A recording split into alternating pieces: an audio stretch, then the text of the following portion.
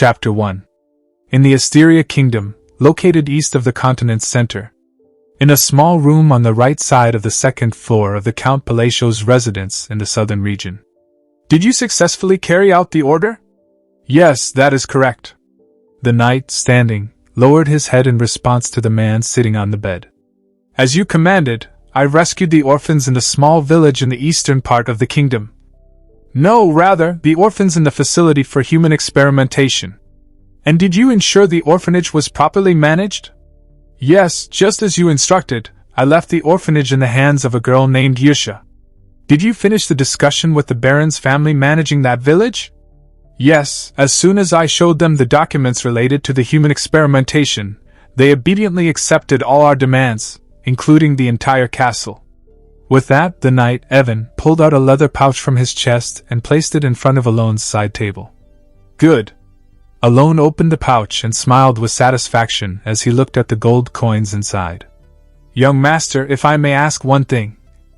After a moment of silence, Evan spoke. What is it? You said the reason you attacked the human experimentation facility in Baron Alphen's territory was to save that girl, Yusha, right?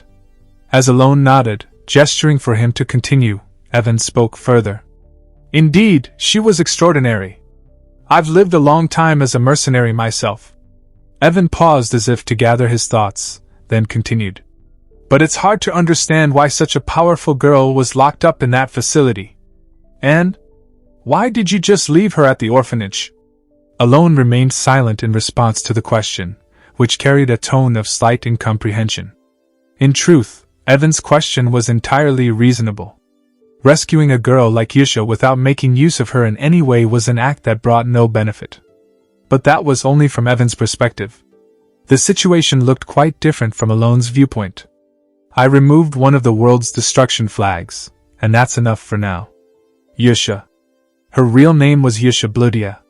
In 10 years, she would become one of the 5 great sins, the Sin of Wrath, and wipe out 2 of the 5 allied kingdoms from the continent, causing hundreds of thousands of casualties. If someone were to ask how Alone knew what would happen 10 years later, it was because he was a person who had been reincarnated. Moreover, he was aware that this world would be utterly destroyed in 10 years as a dark fantasy RPG game called Psychedelia. Alone clutched his throbbing head as he remembered the moment he first regained consciousness 2 months ago and let out a deep sigh. At first, just realizing that this was a fantasy world made me bedridden for 3 days, and then discovering that it was 10 years before the main plot of Psychedelia started made me sick for 10 more. Initially, when Alone thought he had merely reincarnated into a fantasy world, he despaired for about 3 days. However, as he began to adapt to the world, the situation didn't seem so bad. Surprisingly, being a noble was quite manageable. The life of a noble was incredibly comfortable. He could wake up whenever he wanted, sleep whenever he wanted, do whatever he wanted, and eat whenever he felt like it. Although he was the 3rd son of a count and held no real power, he was in a position where he could fully enjoy the pleasures of life without responsibility. That's why, at first, he was somewhat happy. For someone who had worked 78 hours a week at a low-paying job, the life of a noble was unbelievably luxurious. Of course, not being able to access the internet, the pinnacle of modern civilization, was a severe drawback. Still, the life of a noble was satisfying enough to overlook that. But that only lasted for a while. Alone's mood darkened rapidly once he realized that this continent was named Ampelon. And even more so when he recalled that the noble family he had reincarnated into was the Count Palatios family. Ampelon was the name of the continent in Psychedelia, the game he had played during his sparse free time while slaving away at work. And the Count Palatios family was briefly mentioned in one of the game's quests. Moreover, the despair he felt upon realizing that this was 10 years before the main plot of Psychedelia began was as crushing as the time when his paycheck had been delayed for 3 consecutive months. The world of Psychedelia was one where all living creatures, whether nobles or commoners, would be mercilessly ground to dust in 10 years. Among the most doomed was the Asteria Kingdom, to which the Count Palatios family belonged. In any game route, the moment one of the 5 great sins appeared, the kingdom was wiped off the map. In other words, it was destroyed. The kingdom would disappear. The nobility would vanish. Cities would be obliterated. In short, Alone's noble life as the third son of the Count Palatial family would inevitably come to an end in 10 years. Thus, if Alone wished to continue enjoying his peaceful noble life, he would have to eliminate all 5 great sins, who were destined to become human-killing machines in the future. And what he was doing now was part of that plan. Well, that's it. However, there was no way he could explain all this to Evan. It's just that the time hasn't come yet. The time hasn't come? Yes. Anyway, make sure this matter doesn't leak to the outside, and continue supporting the orphanage as requested. Oh, and one more thing. Alone pulled out a letter from his chest and handed it over. Deliver this letter to her. This letter? Evan asked curiously, and Alone replied, Yes. Strictly speaking, it was something important. The letter contained a phrase that always appeared in a mandatory event when encountering the sin of wrath in the game Psychedelia. The suffering of the dark, the enlightenment of the light. A single despair and belonging. This phrase was uttered by a slightly suspicious archbishop NPC from a certain holy country, who had accompanied the protagonist in an attempt to calm the sin of wrath. However, the moment he spoke, the archbishop would turn into a pile of blood, and the sin of wrath would, with an irritated expression, say, It's too late, before the battle began. The reason Alone now chose to use this phrase was because the current time was what the sin of wrath referred to as the past during the game. He had seen the phrase repeatedly while playing the game over and over, labeled as a spell that could befriend the bloodline, as stated by the Archbishop NPC. Of course, it's ridiculous to think that reciting one spell would turn you into a friend of those insane creatures who make pacts with Cthulhu and wield power. But considering these are people who worship such beings, it oddly makes sense. It was impossible to predict the thoughts of those whose minds bordered on fanaticism. As Alone watched the mercenary knight bow respectfully and leave the room, he shrugged and thought to himself, Now that I've removed the first landmine, it's time for the second. A few days later. Here's the letter. Evan, having received Alone's orders, arrived at the orphanage once again and handed the letter to her, unable to hide his unease. It was understandable, given that the girl, Yusha, standing before him, was strange. Her red eyes, in stark contrast to her white hair, held no emotion whatsoever. No, not even a trace of emotion could be detected. Complete apathy.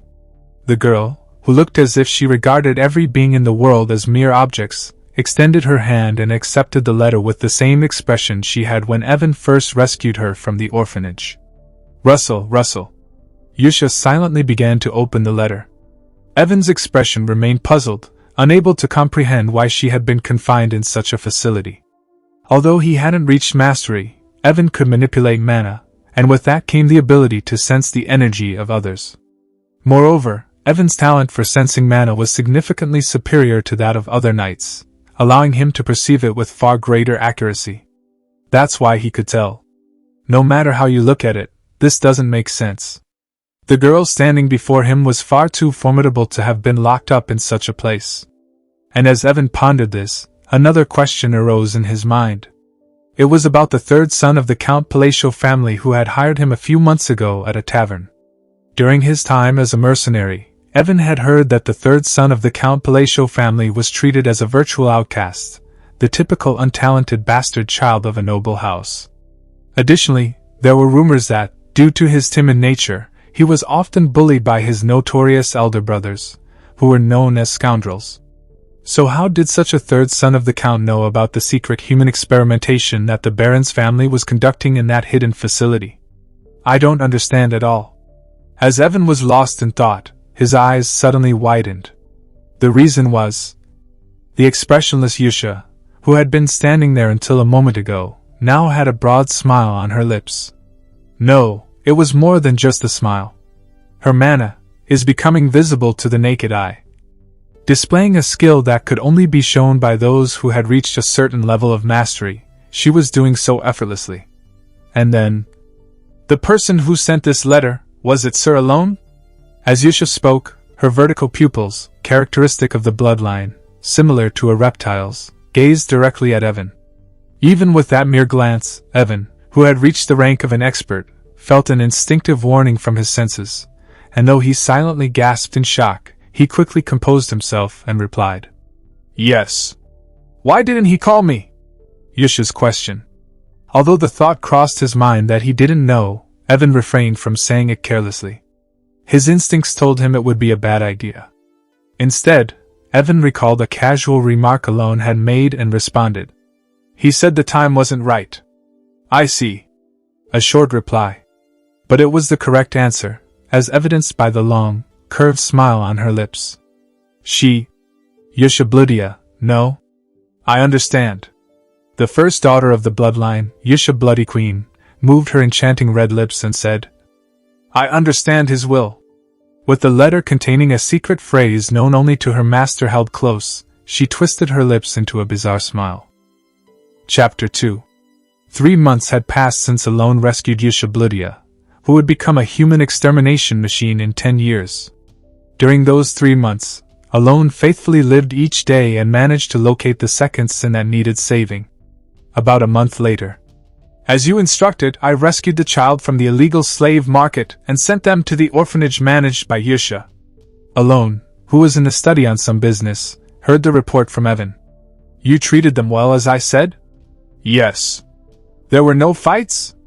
"Of course." Alone, accustomed to Evan's reports after nearly half a year, nodded as if satisfied. But once again, Evan hesitantly asked a question. "But may I ask you something? What is it? Why did you send the child you went to such lengths to find to the orphanage? I hesitate to say this, but the child you rescued this time also has an extraordinary talent." Understanding Evan's meaning immediately, Alone nodded thoughtfully. "Not just extraordinary, it's world-ending level talent." The man Alone had rescued this time from the illegal slave market in the kingdom of Kalien, the central nation of the allied kingdoms, was none other than Deus Macallion, one of the bosses in Psychedelia, who would become the sin of sloth, one of the 5 great sins in 10 years, and like the sin of wrath, he would erase several allied kingdoms, including the kingdom of Asteria, from the continent as soon as he appeared. And he did so in the worst possible way. Even as a player, Alone had frowned at the gory depiction, and there were instances in Psychedelia-related communities where players would have visceral reactions just from reading about Sloth's portrayal. And for a sloth, he sure holds a grudge. The reason Alone had told Evan to treat Deus well after rescuing him came to mind. Realizing that Evan was still waiting for an answer, Alone casually offered an excuse. "It's the same as before. The time hasn't come yet." "The time, you say?"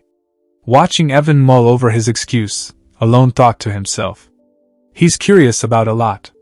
In truth, Alone would have preferred a knight who silently followed orders without asking questions over Evan, who inquired about everything each time he received an order. Unfortunately, he had no choice in the matter.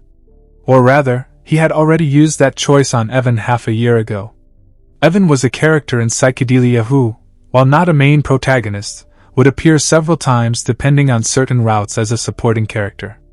Moreover, he was a top-tier supporting character who, once a certain level of trust was established, would never betray you and would uphold his loyalty until the end. In a fantasy world where betrayal and backstabbing were as common as daily meals, Alone knew how valuable it was to have someone who wouldn't stab him in the back. Fortunately, he had encountered Evan while he was passing through the territory, and had hired him as a knight without hesitation. "I understand." While Alone was lost in thought, Evan nodded firmly, as if he understood everything, and asked another question. "So when do you plan to meet the ones you've rescued?" "I don't particularly plan to. But wouldn't it be better to meet them at least once?" Alone was aware. Ideally, it would be beneficial to maintain a close relationship with the 5 great sins, and the best way to build rapport would be through direct interaction. However, despite this awareness, the reason Alone chose not to meet them directly, and instead maintained a relationship through sponsorship, was due to their personalities, specifically their character flaws. According to what he knew, the personalities of the 5 great sins were dreadful even before they became the 5 great sins.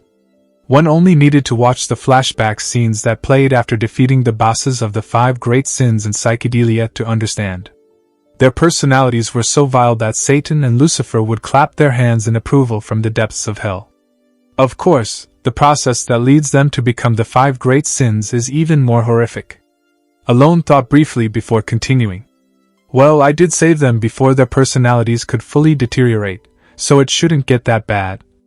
But then again, I did only save them halfway through. In conclusion, the personalities of the 5 great sins were bound to be twisted in some way, which gave him reason to hesitate. Maybe in about 5 years. By then, Evan would have gathered enough data to accurately assess the average personalities of the sins. When Alone gave this somewhat optimistic answer, Evan nodded, just as the door to the study suddenly burst open. Well, if it isn't Alone! At the sound of the familiar voice calling his name, Alone frowned slightly and let out a sigh. He knew the owner of that voice all too well. Why is my illiterate brother in here? Turning to the source of the voice, he saw a man approaching with a sly expression. Or rather, when your elder brother speaks, shouldn't you respond?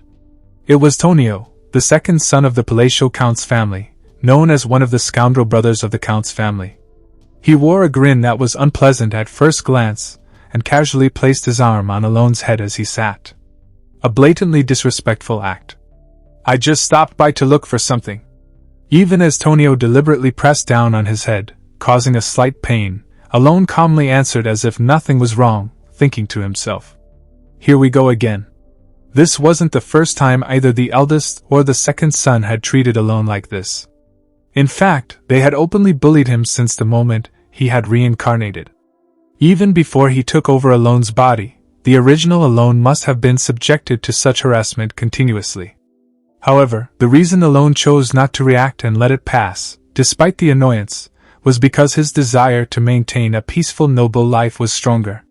If I mess with these bastards, my plan will be ruined from the start. If his opponents were truly on the level of the Count's scoundrel duo, Alone would have loved to crush them thoroughly. But the problem was that their level was not that simple. Dealing with a drug lord and a pimp king is tricky. Alone glanced upward. There, the second son of the Count's family, who ran a drug cartel with the grand name of Avalon, in the underworld, gazed down at him with a blatant sneer. Of course, the cartel wasn't a large organization by any means, only known to some extent within the kingdom. But unfortunately, the current Alone was incapable of dealing with a piece of trash who could, with a snap of his fingers, order dozens of assassins from the underworld to eliminate him without leaving a trace. Even if he managed to get rid of him, he would then have to face the eldest son, who was in a power struggle with the second son and ran the prostitution rings instead. Given that the eldest was highly sensitive about the succession issue, he would never let Alone, who had defeated the second son, go unpunished. In other words, Alone knew that once he reacted, there would be no turning back. It seems my elder brother wishes to use the study, so I'll be leaving now. At least you know your place. Alone respectfully bowed to Tonio, whose face was full of scorn, and left the study with Evan to return to his room. Soon, Evan handed him Yusha's letter. This time, I brought it personally. Did you? Since rescuing Yusha, Alone had been exchanging letters with her on a monthly basis. The content of the letters usually consisted of simple greetings and updates about each other's daily lives. It had been Alone who suggested they exchange letters in the first place. She might feel closer to a pen pal than if we met in person. Recalling the friends he once felt closer to in online chat rooms than in real life, Alone opened the letter and began to read. The letter contained nothing special. As usual, Yusha wrote a brief greeting and shared some stories about a few of the orphans.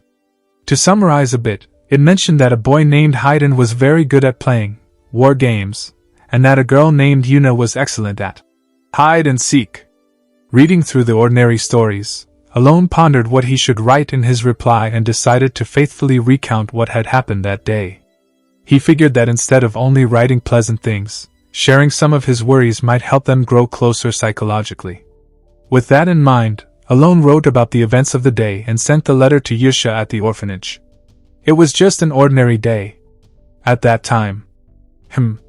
Yusha was observing Deus Macallion, a man with ominous, eerie, violet eyes that seemed void. On the surface, he appeared fine. His limbs were intact, Though his body bore numerous signs of abuse, he didn't seem physically hindered. But that was only on the surface. If anyone else saw Deus Macallion, they would be convinced that he was broken. His body might have been intact, but his eyes, which should have shown some emotion, were empty, staring blankly into space. He was like a man whose mind had been shattered by mental magic, expressionless and motionless, staring vacantly at a single spot. He was the very image of a broken man. However, Yusha smiled deeply as she looked at him. The traces left by that thing. Allowing to take direct revenge, you're truly considerate. More than just smiling, Yusha clearly understood the intent behind why he had sent Deus here and spoke. Black goat. Just a single word. But that single word was enough to elicit a response from Deus, who had been no different from a broken man until just moments ago. What filled his once empty eyes was neither intelligence nor awareness, but pure anger and fear. Confirming this, Yusha smiled and spoke. Don't you want revenge? At Yusha's words, Deus's vacant gaze shifted to her. His eyes were filled with hatred, murderous intent, and curiosity. Noticing this easily, Yusha didn't say anything more. She simply scattered a light amount of mana. A mana that he had granted, meant solely to confront the Black Ones. Congratulations, he has chosen you. So you will gain power. She didn't elaborate further on the mana she had released. No, there was no need to. The second one he had chosen possessed a talent so exceptional that it could be explained with a single action. Thus, so all you need to do is remain loyal to him. Then you'll get your revenge. Yusha smiled as she looked at Deus. And so, as a week passed since Deus arrived at the orphanage, Yusha received another letter from Alone, as usual. I see. After reading the letter, she smiled. As a year passed since Deus had been placed in the orphanage and Yusha and Alone continued to exchange ordinary letters, Alone was starting to feel a headache over not being able to find the third boss to save. That was when a piece of news reached his ears. The scoundrel is dead? The second son of the Palatial Count's family was dead. Chapter 3. In Psychedelia, the Count Palatial's family is portrayed as a textbook example of an evil character in a subquest, serving as nothing more than fodder for the protagonist's experience points before disappearing. In game terms, they're essentially extras. However, the reason Alone had quite a bit of information about the Count Palatial's family was that he had repeatedly dealt with subquests related to them while playing the game. The experience points from the subquests involving the Count's family were quite generous. In short, in the game, these characters were nothing more than extras meant to provide experience points to the protagonist. But that was only true when seeing them through the lens of a game. For Alone, who now found himself in a reality where the game world had become his reality, his feelings about the Count's family were quite different. The game merely described the family as selling drugs and running a prostitution ring under the organization called Avalon. But now, Alone had seen the actual, albeit fragmented, reality with his own eyes. Even now, he was witnessing it firsthand. Alone subtly shifted his gaze forward. In front of him was the corpse of Tonio, the recently deceased, lying inside a coffin. Cause of death, accidental fall, right. For a man who was a major player in the kingdom's drug trade, it was an absurdly anticlimactic and empty death. But naturally, Alone knew that Tonio's cause of death was not an accidental fall. In fact, it would be strange if anyone present here didn't know the truth. Alone turned his gaze to the side. Next to him, bowing his head with a deep smile, was Leo, the eldest son of the Count Palatial's family, who had been locked in a power struggle with Tonio for the position of family head. His smile might split his face. Leo wasn't even trying to hide his grin anymore. His expression was practically unmanaged. Anyone could predict that Tonio's death wasn't due to an accidental fall. Yet, despite everyone knowing this, no one voiced any objections to Leo. Not the knights, not the retainers, not even Aldemor, the current head of the Count Palatial's family, said a word to his eldest son. Well, Aldemor's too far gone from indulging in drugs and women to care whether his sons are tearing each other apart. Not like he's capable of saying anything anymore. Alone let out a small, sarcastic laugh as he watched the Count, who was so devoid of dignity that even during Tonio's funeral, he was surrounded by drugs and women. As expected of a dark fantasy, the state of this family is a complete mess. Of course, Alone had no special intention of doing anything about it. From the beginning, Alone's plan was proceeding smoothly without him having to do much, and the only real problem he faced was the 5 great sins. I need to find the rest quickly. As Alone thought about this, he watched the final stages of the funeral unfold.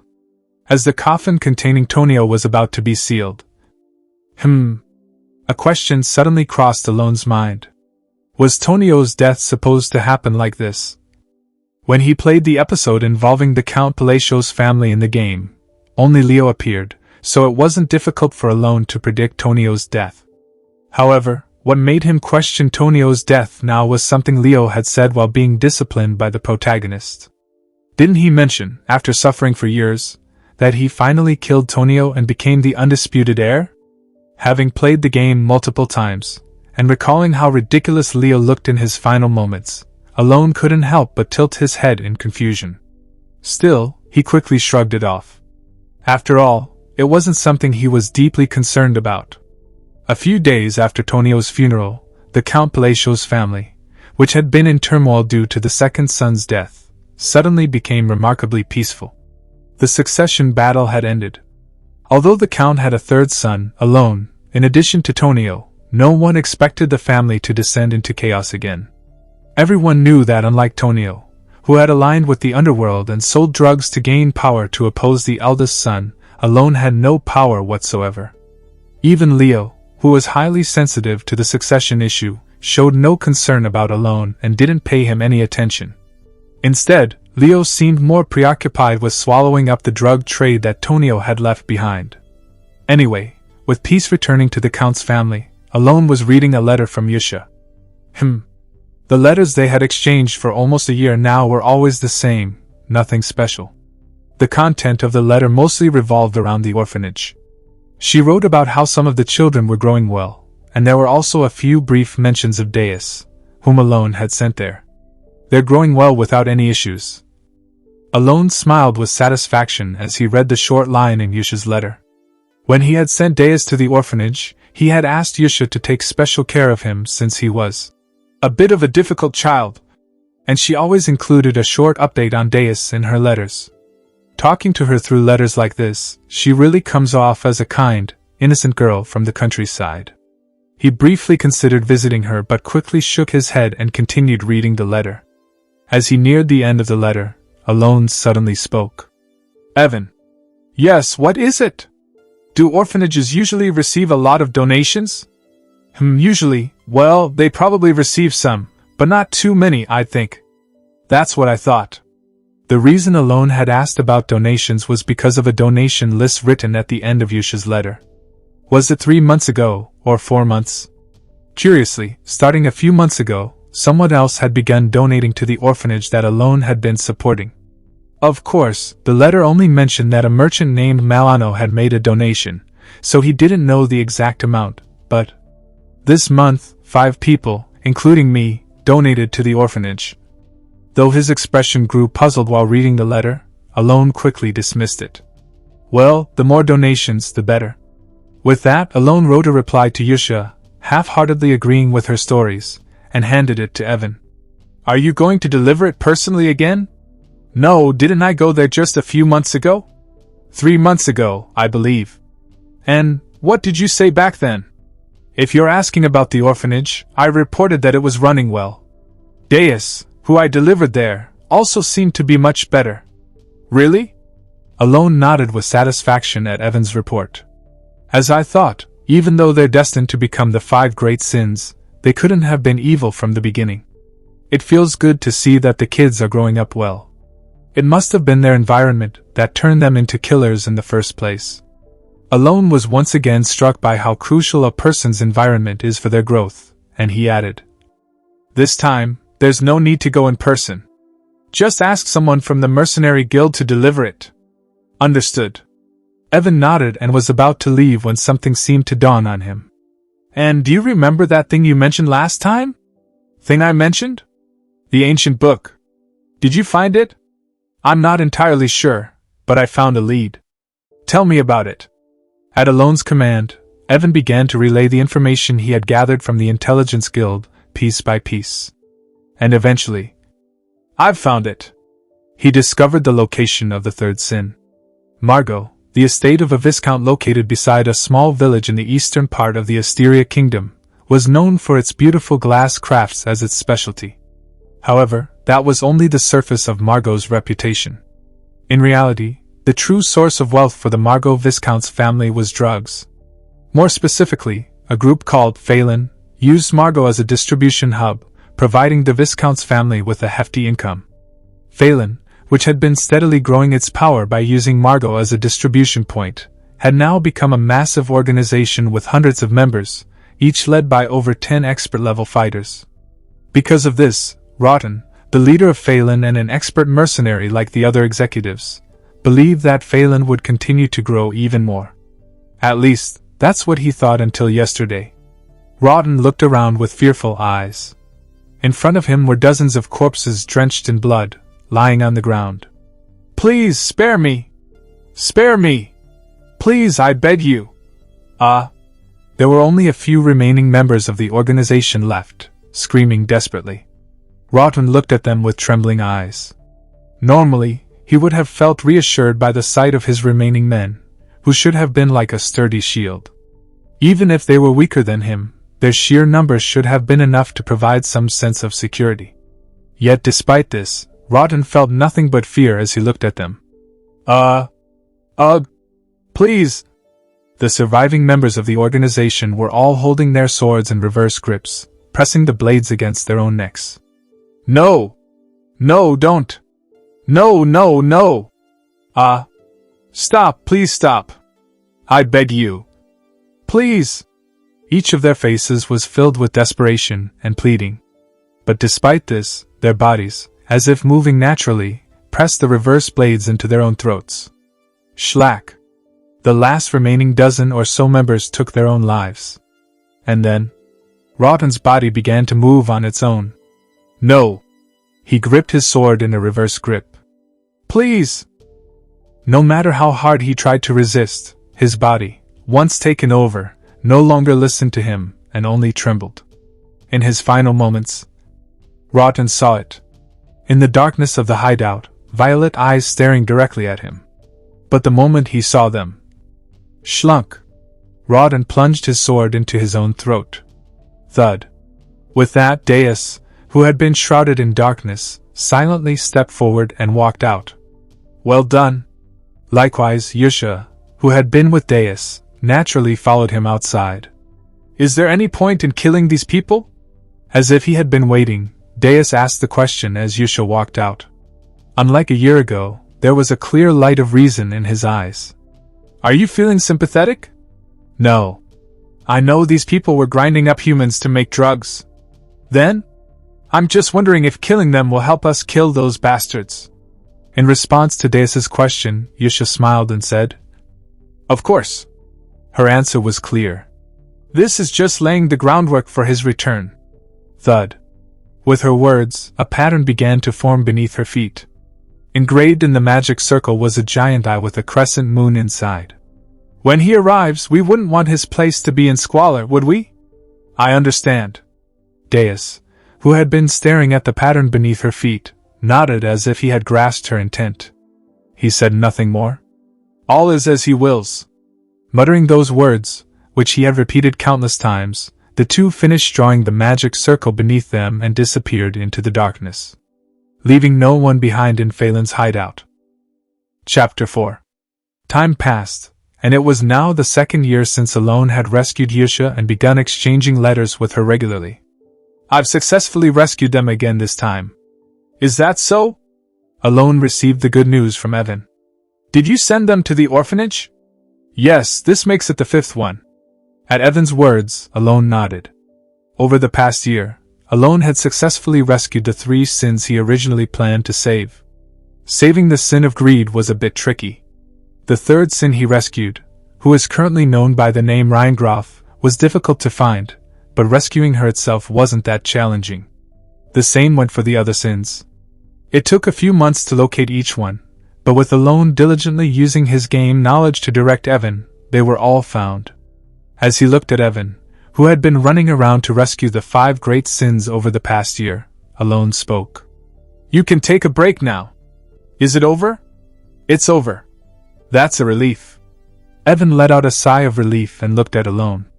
"But young master, aren't you happy?" "Of course I'm happy. You don't look like it though." "Really?" At Evan's remark, Alone turned to look at the mirror. And it was the face of Alone, a face he had grown accustomed to. Indeed, the man reflected in the mirror had a blank expression. No, on closer inspection, the corners of his mouth were slightly raised, but the change in his expression was so subtle that it would be hard to notice unless one looked closely. Alone tried to force his face into a smile, but stopped when he saw that his face, which was normally quite decent-looking, now looked like that of a strange man. "It feels like only my facial muscles didn't fully adapt to this body." Unlike before, when his emotions were clearly displayed, Alone's face now rarely showed any expression. Even if it did, the change was exceedingly subtle. Not that it's a bad thing. Of course, Alone didn't think much of it. The fact that his emotions didn't show wasn't a problem for him, but rather for others who interacted with him. He wasn't particularly bothered by it. Anyway, this concludes everything I needed to do for now. Alone smiled as he thought of the 5 potential sins he had gathered at the orphanage. I didn't expect things to go this well. In truth, Alone hadn't expected things to go so smoothly from the start. The 5 great sins had every reason to become the monsters they were destined to be.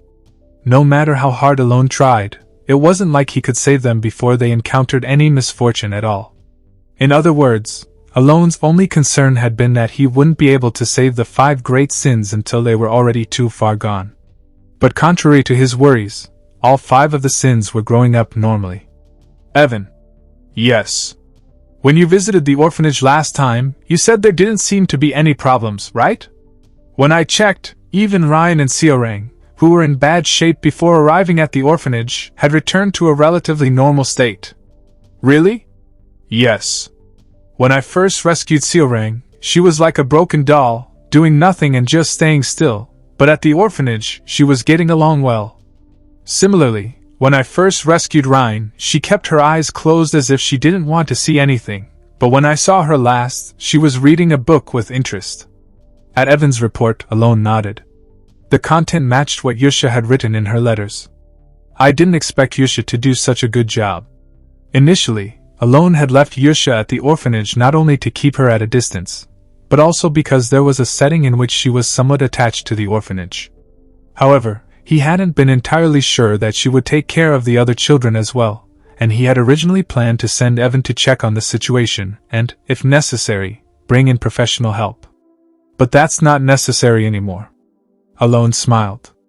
Everything had gone even better than he expected, and thanks to Yusha's efforts, there was now only one thing left for Alone to do. Develop some level of self-defense skills. Of course, as the 3rd son of the Palatial Count's family, if he didn't take any particular action, his life wouldn't be in danger. Especially since Evan was by his side. But given that this world was based on a dark fantasy, it was essential to have at least some ability to protect himself. He was considering learning magic.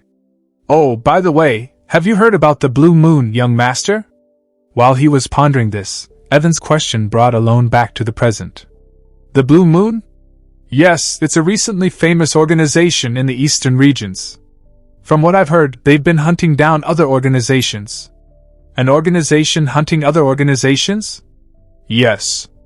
Then they're doing a good thing. Alone responded dully, having fully adapted to the dark fantasy world. If the Blue Moon were massacring civilians, it would be a cause for concern. But if they were hunting other organizations, that was a different story. After all, in this continent, Alone had never seen or heard of any organization that didn't involve death in some way. If they were hunting those who played with human lives, there wasn't much reason to view them negatively, so Alone simply responded as such. The problem is that they're also killing nobles. Evan. Yes, young master? Starting today, you'll sleep in the room next to mine, Alone said decisively after hearing Evan's follow-up. Considering that this Blue Moon organization wasn't mentioned in the original story, it's likely that they disappear before the main events start. But, come to think of it, Leo's been in a bad mood lately. Could it be because of them? As Alone pondered this, he shrugged and began writing a letter in response to the one he received from Yusha yesterday. As usual, Yusha's letter contained the same kind of content, some greetings, a brief update on the current state of those Alone had asked her to take care of, and a list of sponsors. After confirming this, Alone considered mentioning the Blue Moon organization that Evan had just told him about, but decided against it. The Blue Moon might be hunting organizations and nobles, but they weren't targeting orphanages filled with children. As always, Alone finished writing the letter and sent it through the Mercenary Guild. It was a relaxed day. A few weeks later, at the orphanage in the eastern region, during a regular meeting that had begun on a weekly basis after activities had officially started, Yusha was reading the letter Alone had sent. "Is that a letter from him? Let me read it." Me too, I want to read it." A girl enthusiastically waved her hand, while another girl opposite her quietly raised her own hand as Yusha read the letter. Even in the dimly lit hideout, their golden and green eyes sparkled. These were Seorang and Rhine, the future sins of pride and greed, respectively. "Here. Really? Can I really see it? You didn't let me see it last time. It's about time I did." Yusha smiled as she handed the letter over. Seorang and Rhine, along with Deus, who had been silently watching, all looked at the letter with curiosity. A little while later, "Is this an instruction sheet? It just looks like an ordinary conversation." They all expressed their confusion as they reread the letter before them. The letter contained nothing but mundane daily conversation. Deus, seeking an explanation, looked at Yusha with a questioning expression, and she smiled as she explained. "That's how it's supposed to look.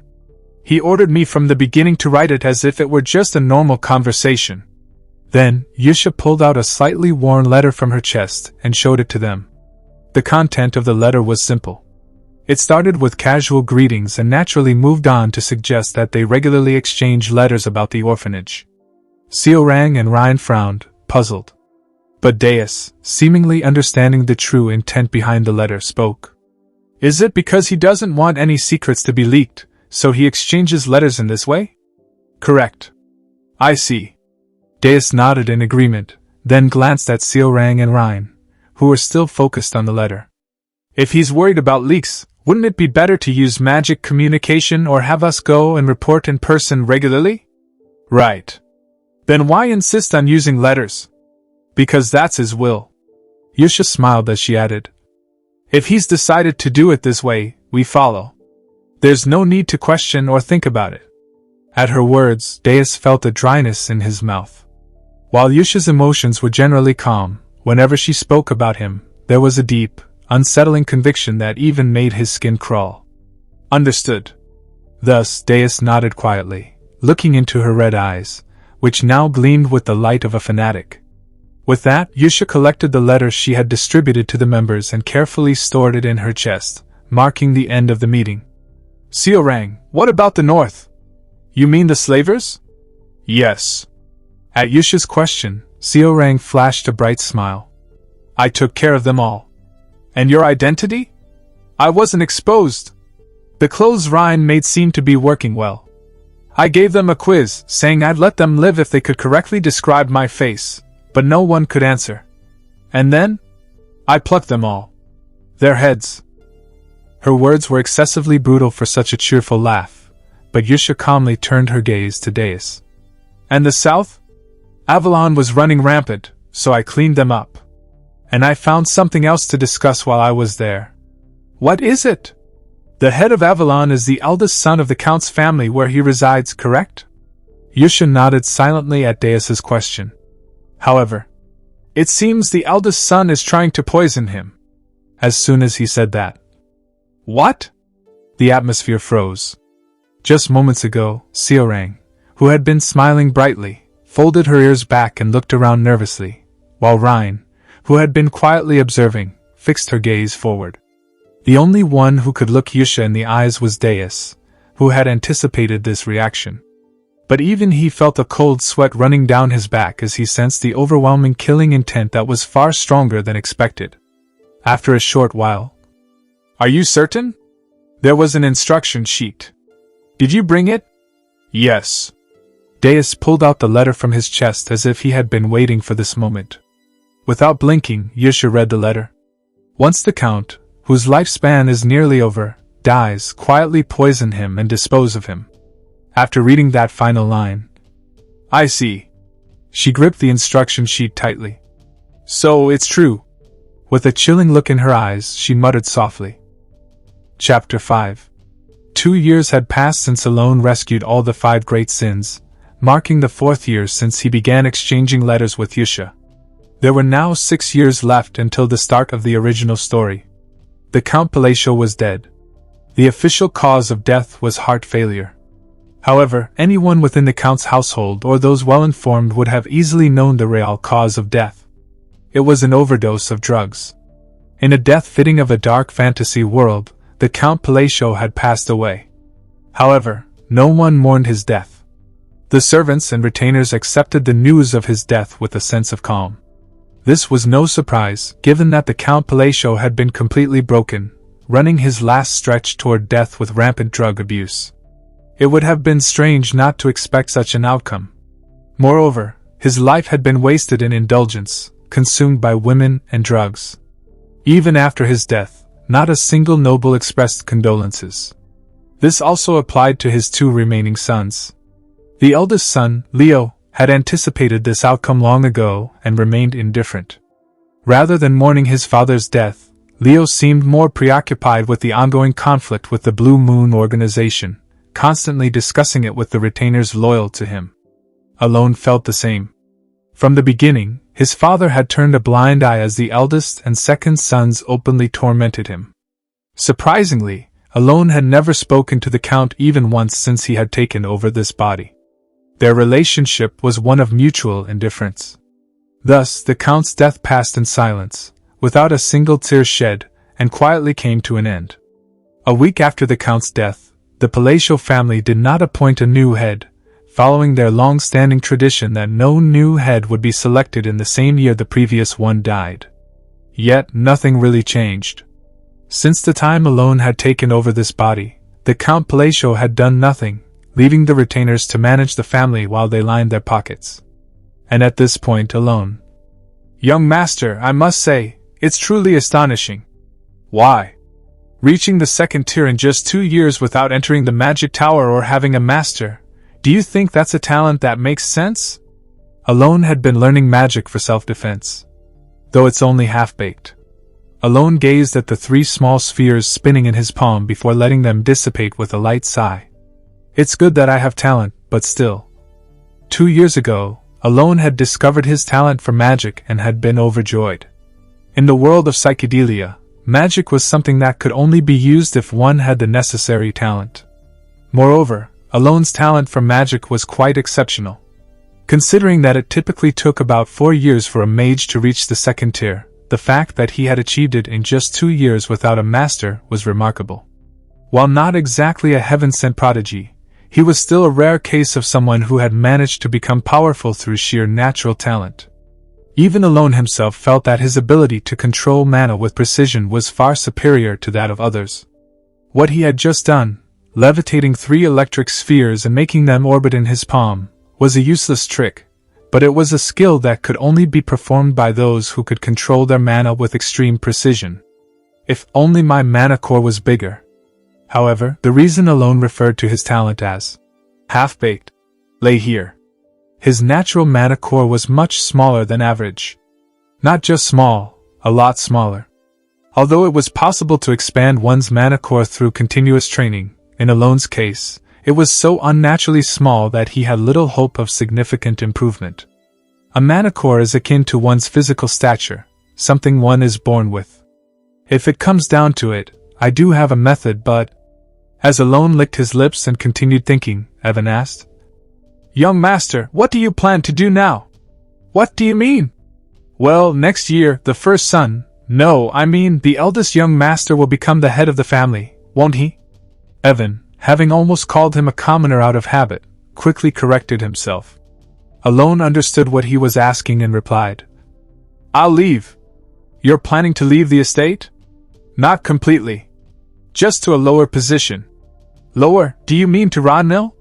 At Evan's question, Alone nodded. "That's right. Rodmill." Geographically, it was a village about 4 days' travel south of Palayan, the Count Palatios territory. It was under the Count's control but was flourishing moderately. "I plan to move there." "Why?" Evan asked, unable to understand.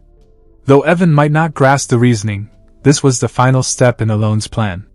From the start, his goal had been to rescue the 5 great sins from their misery, change the future, and live out his life comfortably as a noble in a world where the United Kingdoms weren't destroyed. In that regard, Rodmill is an excellent choice.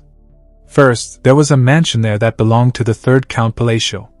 Second, the village was in a state of moderate growth, making it unlikely that Leo, who would soon become the Count, would pay much attention to it before his death. Third, it was far enough from the Count's estate, about 4 days' travel, that Alone could remain uninvolved in the hero's story of justice and retribution when the original plot began. In short, as long as Alone moved to Rodmill, his plan would be successfully completed. However, finding it bothersome to explain all this to Evan, he simply gave a brief response.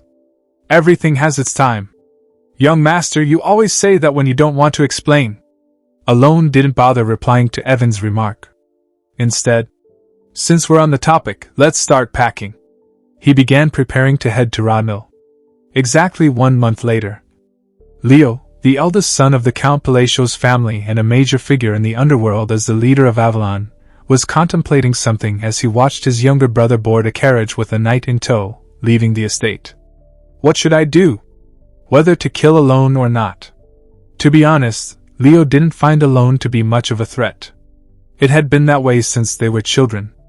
If the late Tonio had always been a threat, baring his fangs in his bid for succession, Alone, on the other hand, had always been busy bowing his head, constantly watching others and staying out of trouble. Sure, something had changed a bit in him over the past few years, but his attitude hadn't shifted.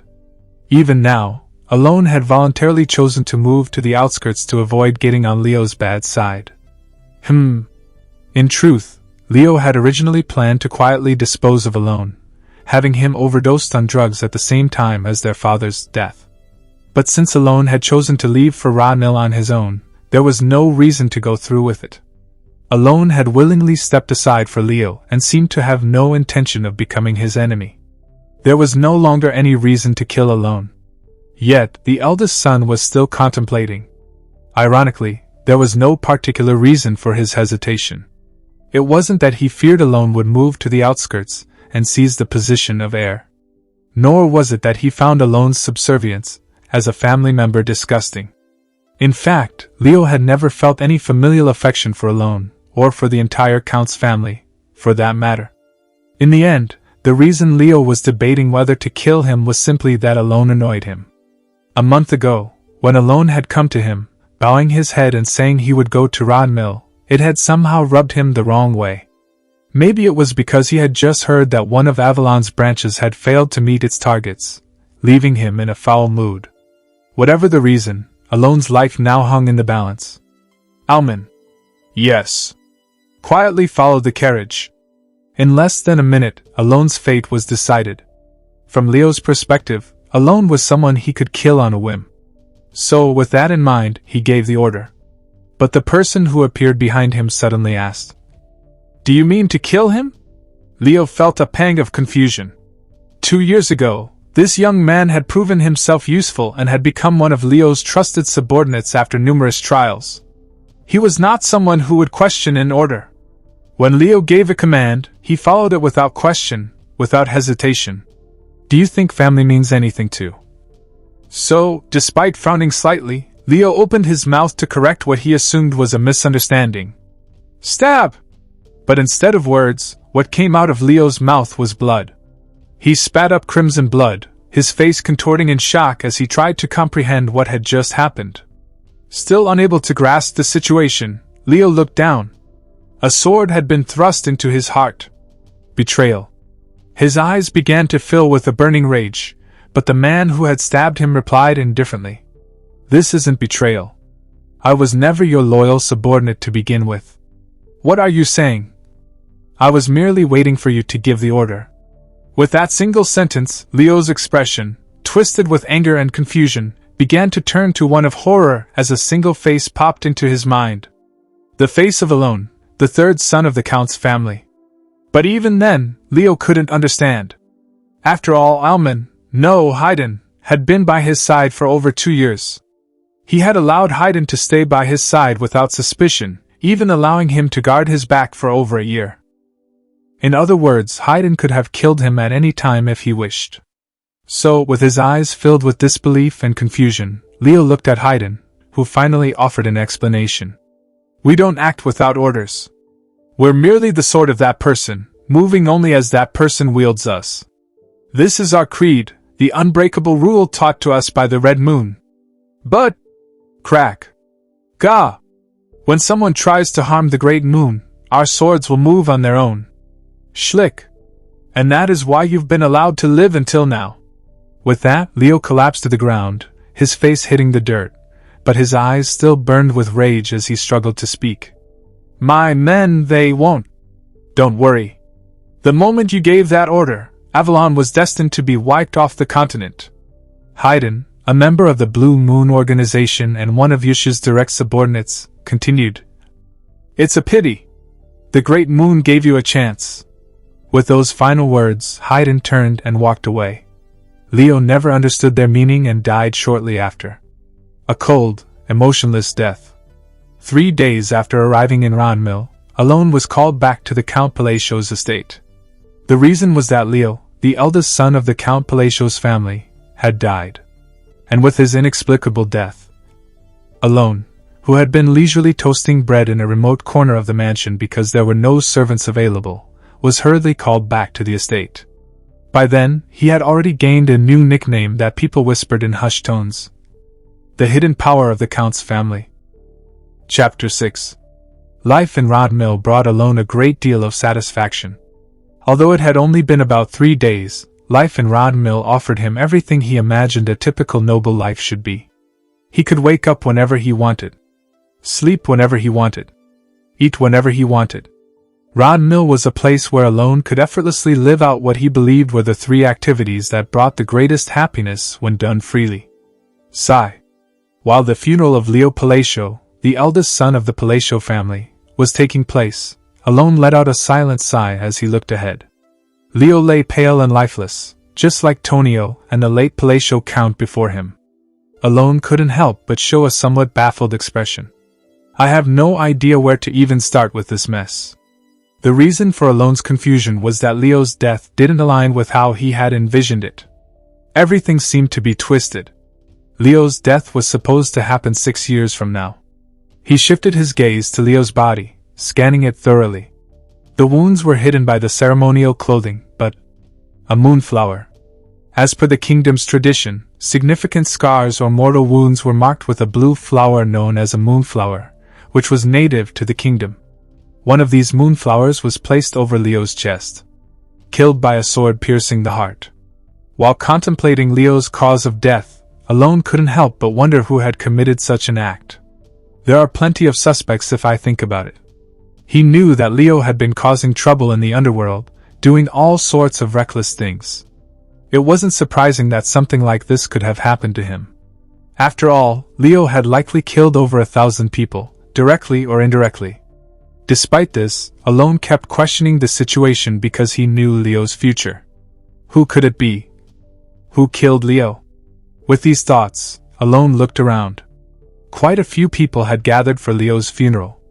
Servants, retainers, and knights of the Palacio household were present. He had heard that some nobles had visited to pay their respects, but by the time Alone returned, they had already left. In other words, the only people attending the funeral were those who worked for the Palacio family. And they were all trying their best to avoid Alone's gaze. A servant who used to make casual jokes about how Alone would have died on the streets if he'd been born a commoner was now sweating profusely and bowing his head. A knight who had previously picked fights with Alone every time he stepped out of the mansion now deliberately averted his gaze to avoid looking at him. It's understandable that they be worried about their jobs now that the third son they mocked has suddenly become the heir of the family. Even so, Alone noticed something more subtle in their reactions that caught his attention. Whenever Alone's gaze landed on a servant, they would tremble slightly, their hands shaking. Earlier, when Alone's eyes met a knight's and he gave a slight shrug, just as he usually did, the knight fumbled and dropped his ceremonial sword, causing an awkward scene in the middle of the funeral. These behaviors made it clear how the servants currently perceived Alone. They're not just suspicious. They're almost certain it was me. 2 hours later. Young master. Yes? It's beyond what I imagined. How bad is it? At this point, you've become the hidden power of the Palacio family, someone capable of wiping out Avalon in a single day. Alone realized that he had unknowingly become the rumored mastermind holding immense power within the Palacio family. I was just toasting some bread. Alone's quiet lament as he recalled his time in Ron Mill, where he had been making a simple piece of toast while such rumors about him spread through the Palacio household. In the time it took you to make that toast, you've become the hidden mastermind controlling sword masters. I'm not in the mood for jokes. I'm not joking, young master. That's truly the rumor going around. How did such a rumor even spread? Alone frowned, utterly baffled by the situation. In response, Evan began explaining the information he had gathered from the guild. A short while later. In summary, a day after Leo's death, Avalon, the organization he controlled, disappeared from the underworld without a trace? Yes. And people think I'm the one responsible. Exactly. Why? Because you're the only one who benefits from this situation, young master. When you put it that way, it does make sense. Indeed, it was a situation where Alone couldn't avoid suspicion. Leo had been killed shortly after Alone left the mansion for Rodnell, and Avalon, the organization Leo managed, was wiped out soon after. In such a scenario, it was obvious that Alone stood to gain the most.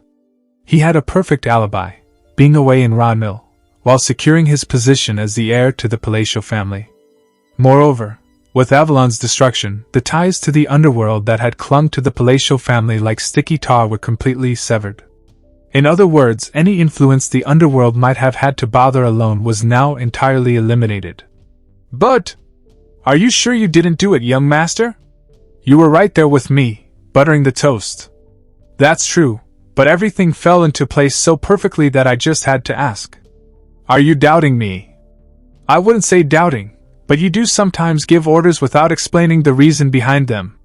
Alone fell silent at Evan's words. It was true. Instead of replying, Alone began to think. Are there any groups in the eastern region that could have taken down a major underworld figure like Avalon? The 100 Ghost Night Parade? No, they won't appear for another 6 years. Then the Root Organization? No, they're based in the east, so they wouldn't have come all the way here. Alone shook his head. No matter how much he thought about it, he couldn't think of any organization capable of wiping out Avalon in an instant. As he was about to abandon his thoughts, a realization struck him. He recalled something Evan had mentioned before and asked. Evan. Yes? Didn't you mention a group before that hunts other organizations? Oh, you mean the Blue Moon? Yeah, them. Could it be them? Evan shook his head at Alone's question. No. The Information Guild also ruled out the Blue Moon. How can they be sure? The Blue Moon always leaves a mark after their work is done. Also, where the Blue Moon has been, there may be pieces of bodies left behind, but never entire bodies. But that wasn't the case this time? They said it was a Hell's Cape. Most of the organization was cut down with blades. So that's why they think I have a sword master working for me. Exactly. Alone nodded at Evan's explanation. It's true that an organization that couldn't survive 6 years into the future wouldn't be able to eliminate Leo and Avalon. But then, who could it be? It was a night filled with endless contemplation. Any traces left? In the underground of the Eastern Orphanage, as soon as the usual four gathered, the question was asked, and everyone responded in turn. I left nothing behind. Neither did I. Same here. Just as you instructed, I made sure to leave no traces. Ryan, whose green eyes glimmered faintly, continued to speak. "It seems the Information Guild hasn't linked us to what happened at Avalon. And they've identified it as the work of a sword master who created a Hell's Cape." At Deus's words, Yusha remained silent for a moment, as if deep in thought, before speaking. "Still, just to be sure, keep an eye on the Information Guild's activities. As I've said countless times before, you all understand, right? This must never reach him. Never." Though Yusha's red eyes glowed fiercely, everyone nodded in agreement without hesitation. "But do we really need to hide it this much?" Deus asked, his usual relaxed smile replaced by a slightly uneasy expression as he observed Yusha's uncharacteristically tense demeanor. After a brief pause, Yusha responded firmly. "Of course we need to hide it. Why?" In response to Deus's continued questioning, Yusha's red eyes flashed as she answered. "I told you, didn't I? We are his sword. We must not judge or think for ourselves. We must simply be the sword he wields. But a sword thinking for itself? That's not right, is it? But the eldest son of the Count's family targeted him first, so it doesn't matter. What's wrong is wrong. There was no order. Understand? We only move on his command. If he didn't say anything, we don't act. Ever." Deus rubbed the roof of his mouth with his dry tongue as he looked into Yusha's eyes. For someone supposedly living in an orphanage, she exuded an aura of dignity and integrity, yet there was also an overwhelming, undeniable power in her presence. But whenever she spoke of him, something changed within her. Her dignified gaze turned into one of eerie fanaticism, and her noble aura transformed into something savage and monstrous. Thus, Deus couldn't understand. So make sure to erase every trace. Don't disappoint him. How someone like her, with the power and ability to overwhelm everyone present with just her presence, could feel such anxiety and apprehension over something as minor as being found out. I understand. Despite his lingering doubts, Deus had no intention of voicing them, so he simply nodded in acknowledgement. As the conversation drew to a close, "They've arrived." A man entered as the basement door opened. Even in the dark, lightless basement, his hair shone with a radiant silver hue, as if it had captured the light of the moon itself. Just as the boss said, in the predetermined future, he was to become one of the 5 great sins, the sin of obsession. The remaining forces of Avalon, 286 men. Layden, his sharp moon-like eyes gleaming, reported, "I cut them all in half and killed them." It had taken only 5 days for the great organization Avalon, which once dominated the eastern region of the Asteria Kingdom, to disappear, leaving only a tattered signboard behind. "But I don't think the job is completely finished." "What do you mean?" "I found additional nobles connected to Avalon." As he spoke, Layden pulled a meticulously folded piece of paper from his chest and placed it on the table in front of him. "The Duke of Altia's family is involved. It seems they're quite deeply entangled, with ledgers documenting their dealings. There are about 4 individuals, all of whom appear to be the Duke's children. Given how deeply they're involved, they might start asking questions about this incident. What should we do?" After a moment of silence, Yusha, who had been pondering his words, spoke. "You already know what I'm going to say, don't you?" Her red eyes glinted ominously as she murmured, "I see. Then I'll take care of it as quietly as possible." Layden nodded quietly in agreement. Since the funeral of Leo Palacio, Alone had been keeping busy. Aside from investigating Leo's death, which had unfolded differently from the game's plot, there were other matters that demanded his attention, even though he hadn't wanted them. As a result, his days passed by in a whirlwind of activity. About a month after the funeral, he found himself in Estravan, a territory in the southern part of the Asteria Kingdom, rather than at the Palacio estate. The reason was to attend a ball that was held twice a year as a social event. Officially, Alone's presence was to strengthen social ties, but in reality, he had some business to attend to in the territory. However, he did intend to fulfill the official purpose to some extent.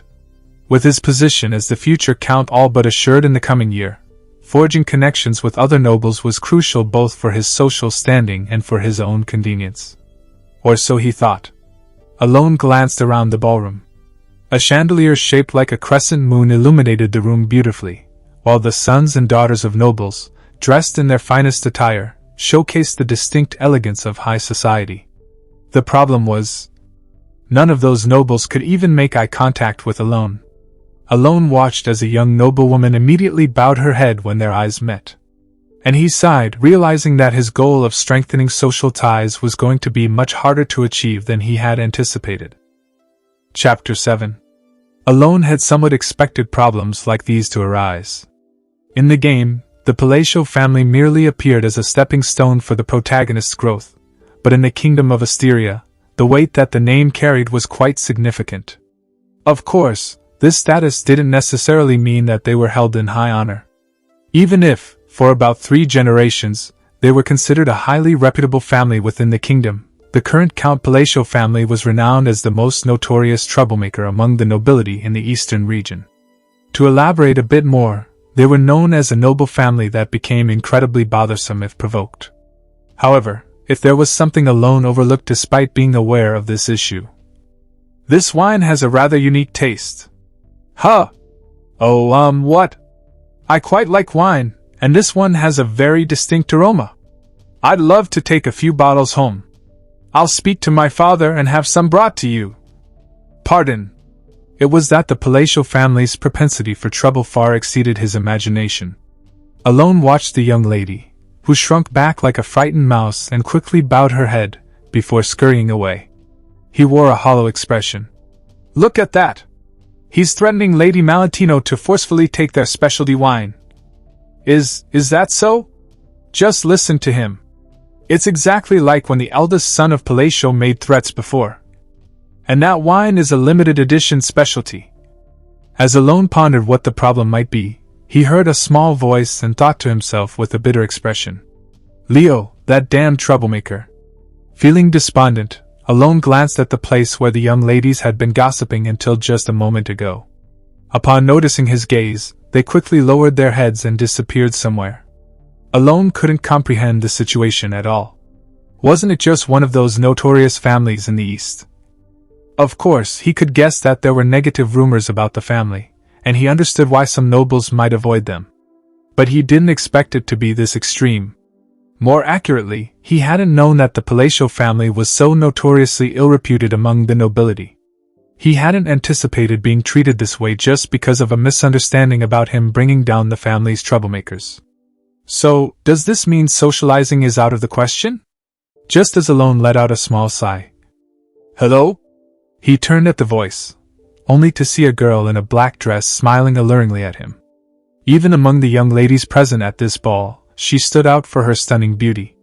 Alone greeted her with a return smile. Hello, Lady Zenonia. Oh my, do you know me? Of course. From Alone's perspective, it was impossible not to know her.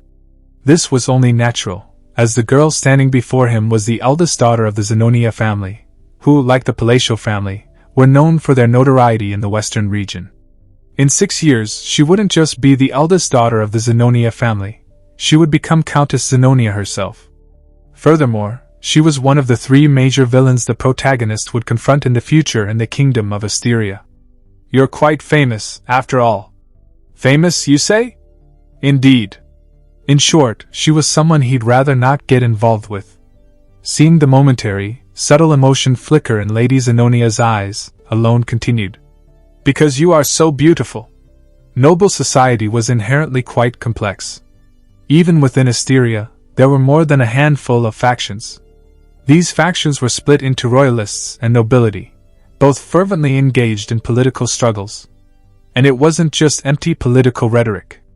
Since real interests were at stake, politics were a crucial element for the nobles. Of course, Alone hadn't come to the ball to socialize for the sake of politics. Even though it was half-baked, Alone's goal was still to live a peaceful life, and he knew very well that the words peace and politics could never coexist. Nevertheless, the reason he had intended to socialize to some extent was that even minimal connections could be helpful in aristocratic life. Except for this person. Alone looked at Lady Zenonia. The Zenonia family, like the Palatial family, was regarded as a notorious troublemaker in the western region. Unlike the Palatial family, which stayed out of politics to act without consequences, the Zennonia family leveraged political situations to their advantage. In other words, they were a bit more cunning than the Palatial family. Perhaps more like a corporate criminal organization. Thank you for the compliment. It's the truth. As a result, one might think that socializing with Lady Zennonia wouldn't be a bad idea if Alone wasn't planning to engage in politics. However, that would be a mistake. People tend to congregate with others like themselves. Politicians attract other politicians, and thugs gather around other thugs. So, if Alone were to forge a connection with Lady Zennonia in such a situation? If he were willing to dabble in illegal activities like those dead palatial troublemakers, it might be a valuable connection. But if not, it would be an irreversible mistake. In the worst-case scenario, he might even end up becoming one of Lady Zennonia's pawns. Contrary to external rumors of him belonging to a group with a sore master, Alone was, in reality, just an ordinary noble with nothing to his name. I'd like to talk more. What do you think? I'd love to, but unfortunately, I think I must leave for today. Is that so? Lady Zennonia's eyes narrowed briefly, exuding a predatory vibe. A look impossible to decipher. However, just for a moment. The young lady's eyes opened slightly as if she were surprised by something, then she nodded as if she understood, a smile appearing on her face. Just as the rumors said. Pardon? It's nothing.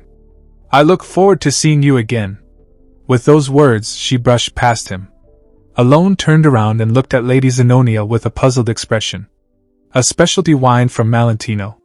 Tangerine tea from Pinia. Crafted metalwork from Valanda. A premium horse from Paldion. These were the spoils Alone had gathered, instead of making friends, after he resolved to make a few acquaintances since he was already there.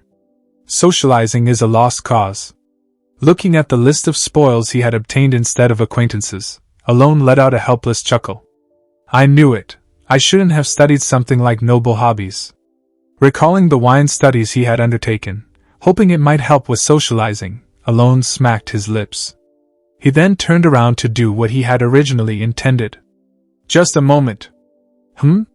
Another voice called out to Alone. Hello? Turning his head, Alone saw a woman in a splendid red dress, adorned with various accessories. It seemed she had paid a lot of attention to her appearance, down to the most minute details. However, despite her meticulous appearance, her face held no particular expression. Yes, hello? Facing her, Alone greeted her while noticing how out of place she seemed in her outfit. She promptly asked him a question. If you have a moment, could we talk? Alone looked at her with a slightly surprised expression. There had only been one person who had initiated a conversation with him at this ball. Is she from the same side as Zennonia? For a brief moment, he recalled a list of villains from the kingdom of Asteria and then nodded. Sure. Whatever her intentions might be, she wasn't on the list of villains Alone had in his mind, and more importantly, she had approached him for a conversation. The two of them stepped out onto the terrace to have a light chat. Soon after. May I ask your name, young lady? Forgive my late introduction.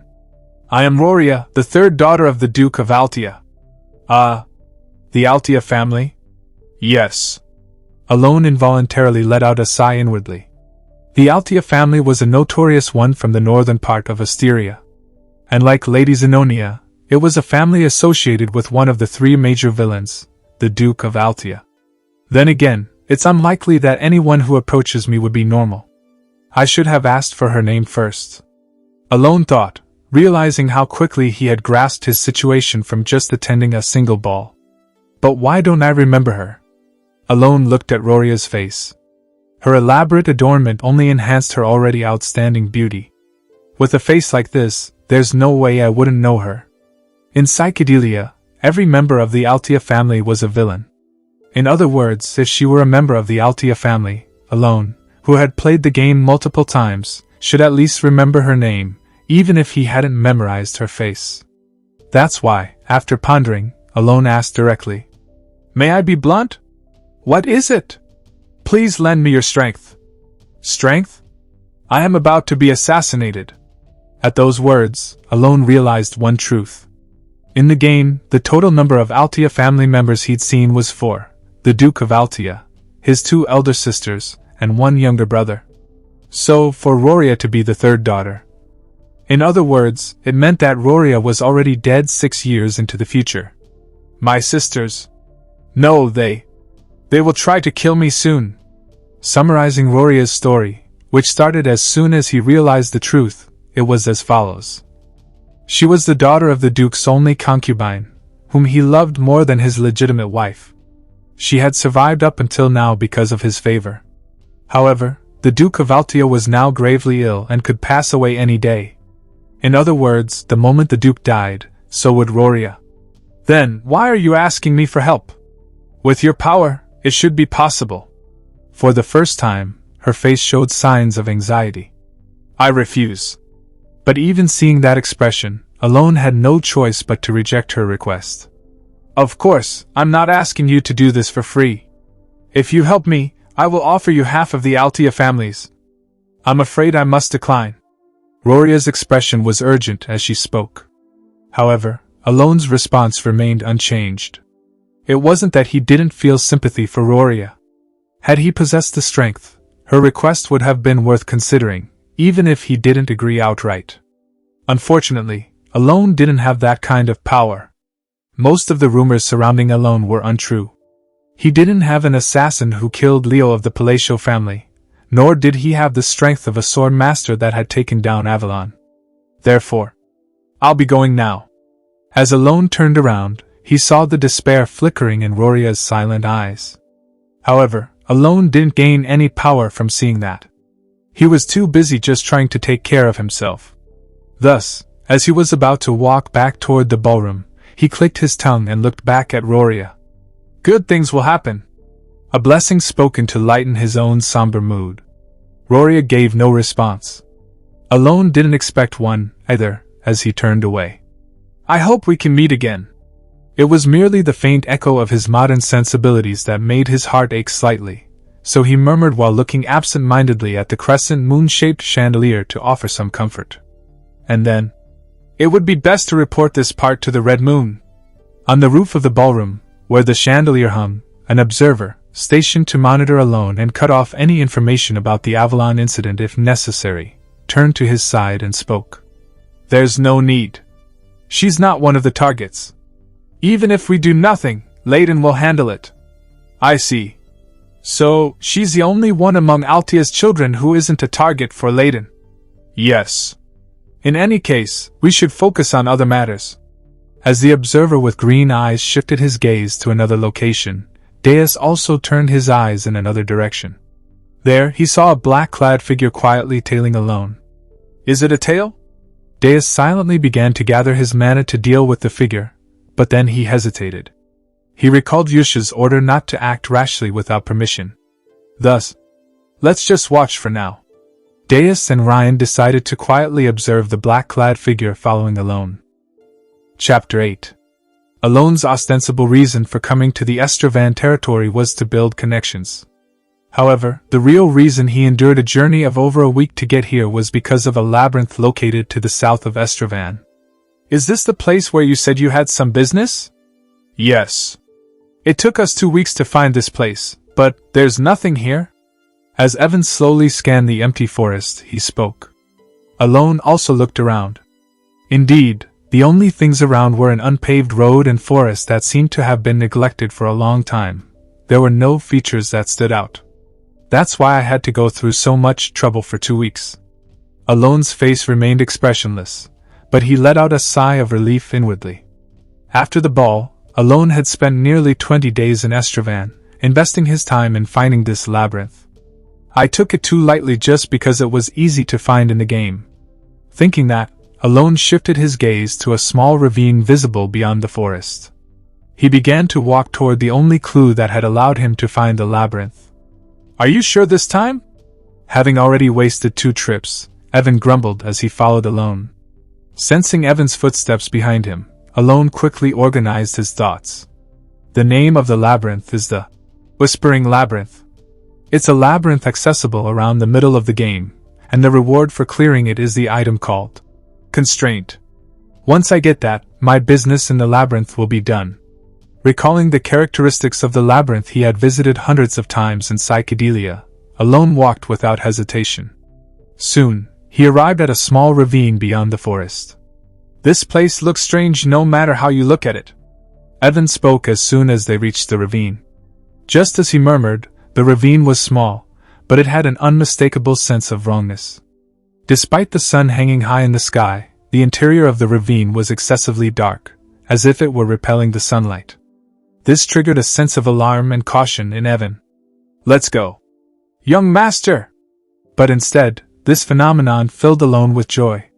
The effect in the ravine was identical to the field effect of the Whispering Labyrinth he was searching for. This meant that the Whispering Labyrinth was indeed here, so he stepped into the dark ravine without hesitation.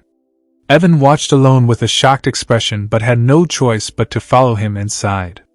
Entering the ravine felt like the presence of the sun a moment ago was a lie. The interior was shrouded in darkness. In the darkness, various stones, carved with what seemed to be artificial patterns rather than natural formations, could be seen scattered around. Walking past these, Alone soon spotted an entrance submerged in pitch-black darkness. Alone stood staring blankly at the door, which was undoubtedly artificially constructed, covered with various patterns. "How did you know this place existed?" "Because I've been here often." "What?" Realizing he had made a slip of the tongue, Alone quickly corrected himself. "It was a joke." "A joke?" With that face, it didn't sound like a joke at all. "So how did you know about it?" "I have my ways." "For someone with ways, it did take you quite some time to find this place." "I didn't expect it to take this long either." As Alone briefly recalled playing psychedelia, Evan asked another question. "So, who made this unpleasant place?" "It was made by a fellow named Palayan." "The Whispering Labyrinth." Alone recalled that in some online communities, it was also referred to as Palayan's Water Rocket Labyrinth. "Palayan, you say? Let's go in." Without answering any more of Evan's questions, Alone walked toward the labyrinth entrance, and Evan, looking nervous and cautious, followed him. Soon, no one was left at the entrance of the labyrinth. Screech! Crack! Crackle! Crunch! A hell gargle, which would only be defeatable around the mid-story progression of psychedelia, was being slowly crushed to death as if caught in a massive stone press that had fallen from the ceiling. Evan looked on with a pale face. Oh! Watching such a powerful monster, which he could never defeat alone, die in such a futile and gruesome way was enough to leave a mark on his normally stoic disposition, honed by years as a mercenary. However, what made Evan's heart pound even more was the realization that the massive stone currently crushing the hell gargoyle hung above their heads as well. How can the young master be so calm in this situation? Evan looked at Alone. Despite the fact that failing to solve even one puzzle in this labyrinth would lead to a brutal death like the gargoyles, Alone's face remained expressionless. He seemed to be waiting for the door to open, completely unfazed by the situation. Seeing Alone like this only intensified Evan's curiosity about him. Usually, no matter how inscrutable a magician might be, for years together would reveal at least a little of their true nature. Moreover, Evan had helped Alone with many things over the past 4 years. Sometimes he saved orphans. Sometimes he took down evil organizations.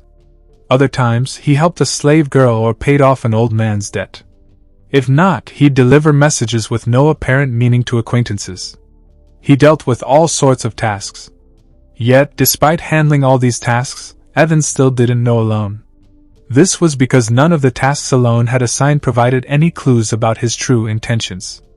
The closest thing to a common thread was that Alone seemed to take a sustained interest in some of the children he had saved, sending them to orphanages.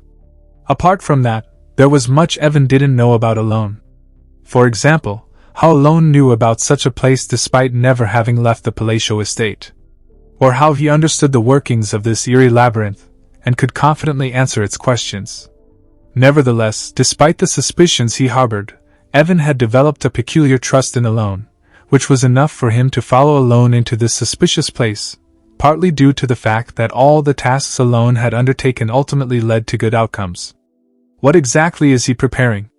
But even with this trust, his curiosity wasn't fading. Evan looked at Alone with eyes mixed with admiration and intrigue as Alone inspected his surroundings with an indifferent expression. I think I'm going to be sick. In truth, Alone was forcibly averting his gaze to avoid watching the gargoyle being crushed horribly. I knew it was gruesome, but not this much. Screech! Alone confirmed the door opening as soon as the gargoyle's execution concluded and let out a sigh. Even though he wasn't capable of proper combat, the reason he confidently entered the Whispering Labyrinth, accessible only around the mid-game, was because he knew about this labyrinth. Thanks to that, I cleared it easily. This labyrinth consisted of 8 rooms, each requiring him to solve a puzzle before progressing to the next. Knowing all the puzzles in this labyrinth meant he wouldn't need to fight any enemies, and Alone remembered every puzzle precisely. No, from the perspective of a psychedelia player, the puzzles in this labyrinth were unforgettable. This was one of the few labyrinths where one could re-enter repeatedly without collecting the rewards, making it ideal for grinding levels. Naturally, Alone, who had always used this place for mid-game grinding over countless playthroughs, had memorized all the puzzles and reached the end of the labyrinth with ease. Dragging along Evan, who was utterly exhausted despite no combat having taken place, Alone entered a small room at the end of the labyrinth, where he picked up a ring lying on an old table in the center. It was a plain-looking ring, so unremarkable that some might openly express disappointment, sensing no power from it. However, Alone smiled. He was sure the item he held was the constraint he had been looking for. He also didn't mind the ring's lack of a flashy appearance. "Huh! Young master, that ring you were holding just..." In the first place, this item didn't function as an artifact. It was more like an elixir that would be absorbed into the user's body the moment it was used.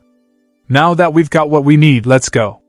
As the ring disappeared from Alone's hand, Evan, who had been surprised, saw Alone turning around as if he had finished everything he needed to do. Evan, still looking dumbfounded, quickly followed Alone out of the room. And, as soon as they reached the exit, the labyrinth shut down entirely, as if everything had concluded. Alone and Evan, who had escaped safely, found themselves facing something unexpected. "Did you foresee this as well?" As soon as they exited the labyrinth, they were confronted by human-shaped golems holding weapons, standing in formation. They hadn't been there just moments ago. "These golems are the stone piles we saw earlier." Realizing that these golems were the countless stone piles they had passed earlier, Evan, tense, drew his sword. "I'll handle this." "Huh!" Evan responded with a puzzled expression to Alone's words. Before he could even ask a question, "The constraint is now in effect." The pronouncement came from Alone's lips. Seated in the carriage heading back to the Altia Duke's estate, Roria let out a deep sigh, her face filled with profound despair as she looked at the estate in the distance. She gave a self-deprecating smile. "As I expected, I was a fool." Roria thought of the man she had met at the ball. Alone, the third son of the Palatial family. But that was only his public identity. According to the rumors circulating among the nobility, he had killed his 2 older brothers, who were major figures in the underworld, and had even wiped out Avalon, which had been almost ruling the eastern region overnight. He was the true mastermind of the Palatial family, hiding his power and waiting for the right time to reveal his claws. No, it's not just rumors. Having met Alone, Roria knew without a doubt that those rumors were true. The emotional restraint he had displayed at the ball could never have come from someone ordinary. It was almost like looking at father. Roria thought of her father. The Duke of Altia, known as the Noble One, among the aristocracy because he could manipulate both the royalists and the nobility factions within the kingdom at his will, and someone who should never be crossed. Her father, who never revealed his emotions carelessly and always remained cool-headed in his judgments. The eyes of her father resembled those of Alone, whom she had seen 5 days ago. That's why Roria had clung to Alone, realizing he was her last lifeline, and she had failed. Honestly, she hadn't been surprised by the outcome. The moment she saw Alone's eyes, Roria had realized that he was not someone who would be swayed by petty sympathy or pity. Yet she still pleaded for sympathy and pity, because she had nothing else to offer. What she did have was just a semblance of power maintained by the Duke's mercy and affection. No matter how hard she tried to grasp something more, her efforts were always thwarted by those who could hardly be called her kin, her contemptible relatives. In other words, she was powerless, and thus, unable to seize her last lifeline. Or rather, she was the only one who thought it was a lifeline. There wouldn't be anyone willing to engage in a transaction where the risks were more apparent than the benefits. In truth, it would be a lie to say she didn't know. Even if it was just a semblance of power, she had already been through numerous situations, fighting against her despicable relatives who had everything, trying to secure her position. So, even though she hadn't yet reached adulthood, her mind was already well versed in the world's logic. She understood all too well that every relationship and story carried both gains and losses. Good things will happen. As Roria gazed out of the window at the scenery of the estate, she recalled those seemingly meaningless words Alone had said at the end. About 30 minutes later, when she returned to the mansion.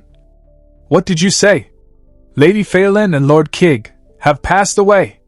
She heard from a maid that 2 of her siblings, who had tormented her so much, had taken their own lives.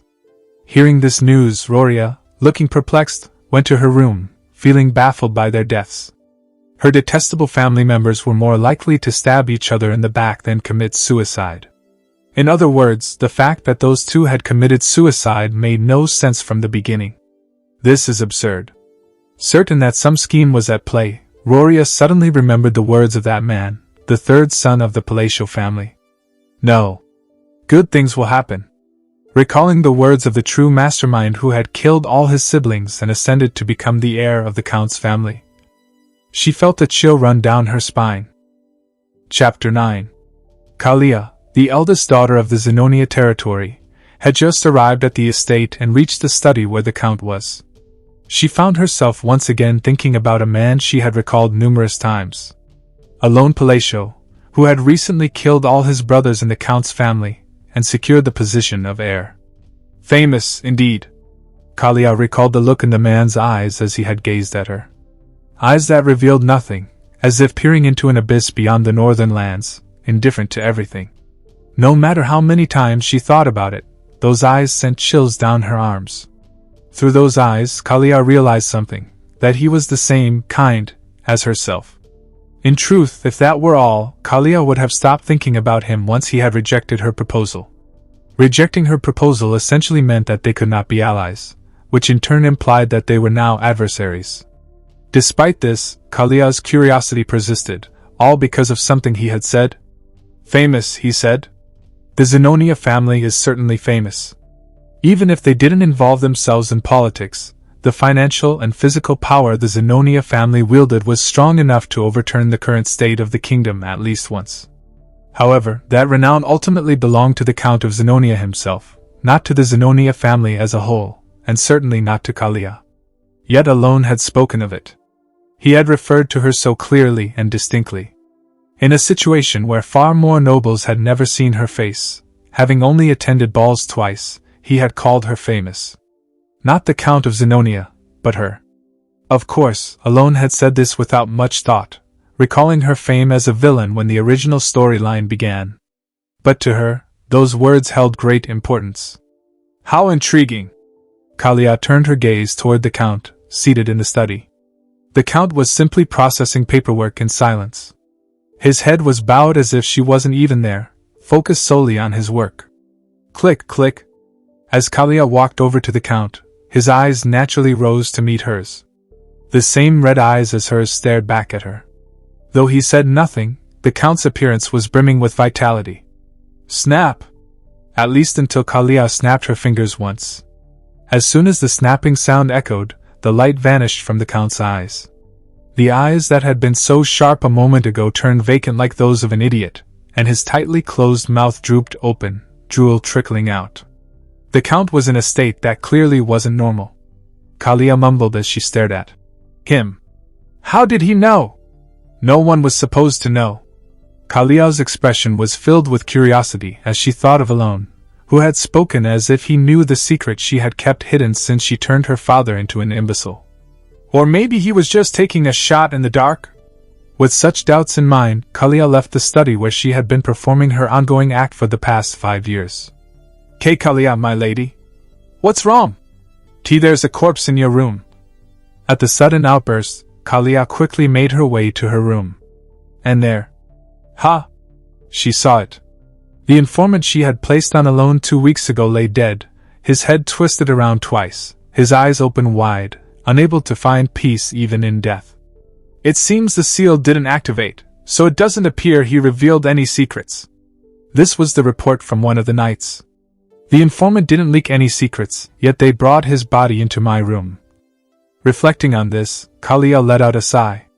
She felt her suspicions turn into a certainty. Looks like he found a big weakness of mine right after we met, she murmured with a smile. Evan grimaced as he looked at the golems glowing bright red in the darkness of the night. Having worked as a mercenary for over 15 years since childhood, his eyes moved busily, trying to locate the golem's weak points, yet he couldn't hide his anxiety. He was confident in his skills, but precisely because of that, he was even more cautious of the unknown entities before him.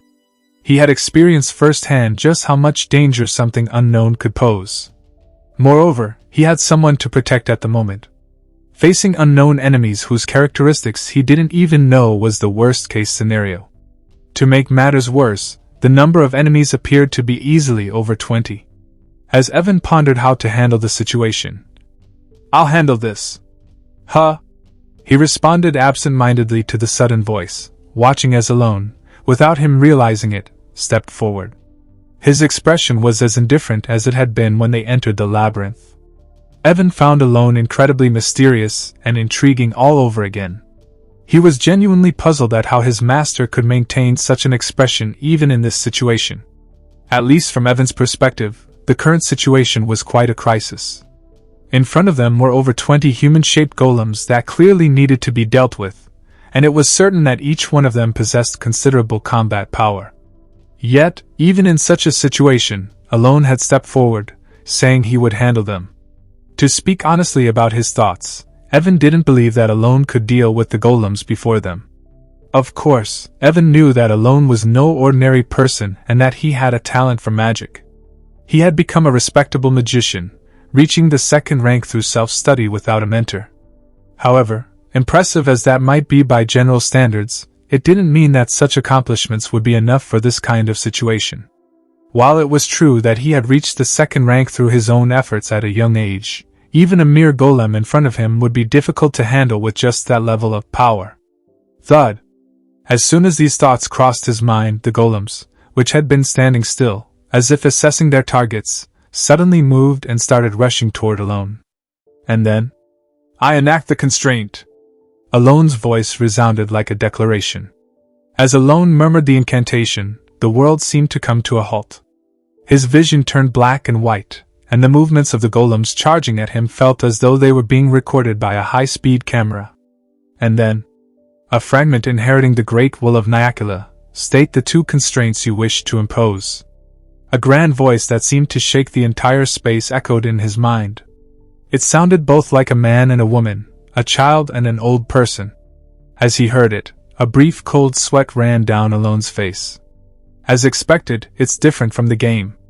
The artifact called Constraint, that Alone obtained from the Whispering Labyrinth, was just as its name suggested. It imposed limitations on the user in exchange for an equivalent reward. Once activated, numerous options would appear before him. A notification window would prompt him to choose what constraints to impose and what rewards to receive. However, reminding him that this was indeed reality, what appeared before him was not a notification window, but a voice. A voice that, just by listening to it, made his head spin and his heart race, filling him with an unsettling sense of dread as if his heart might explode at any moment.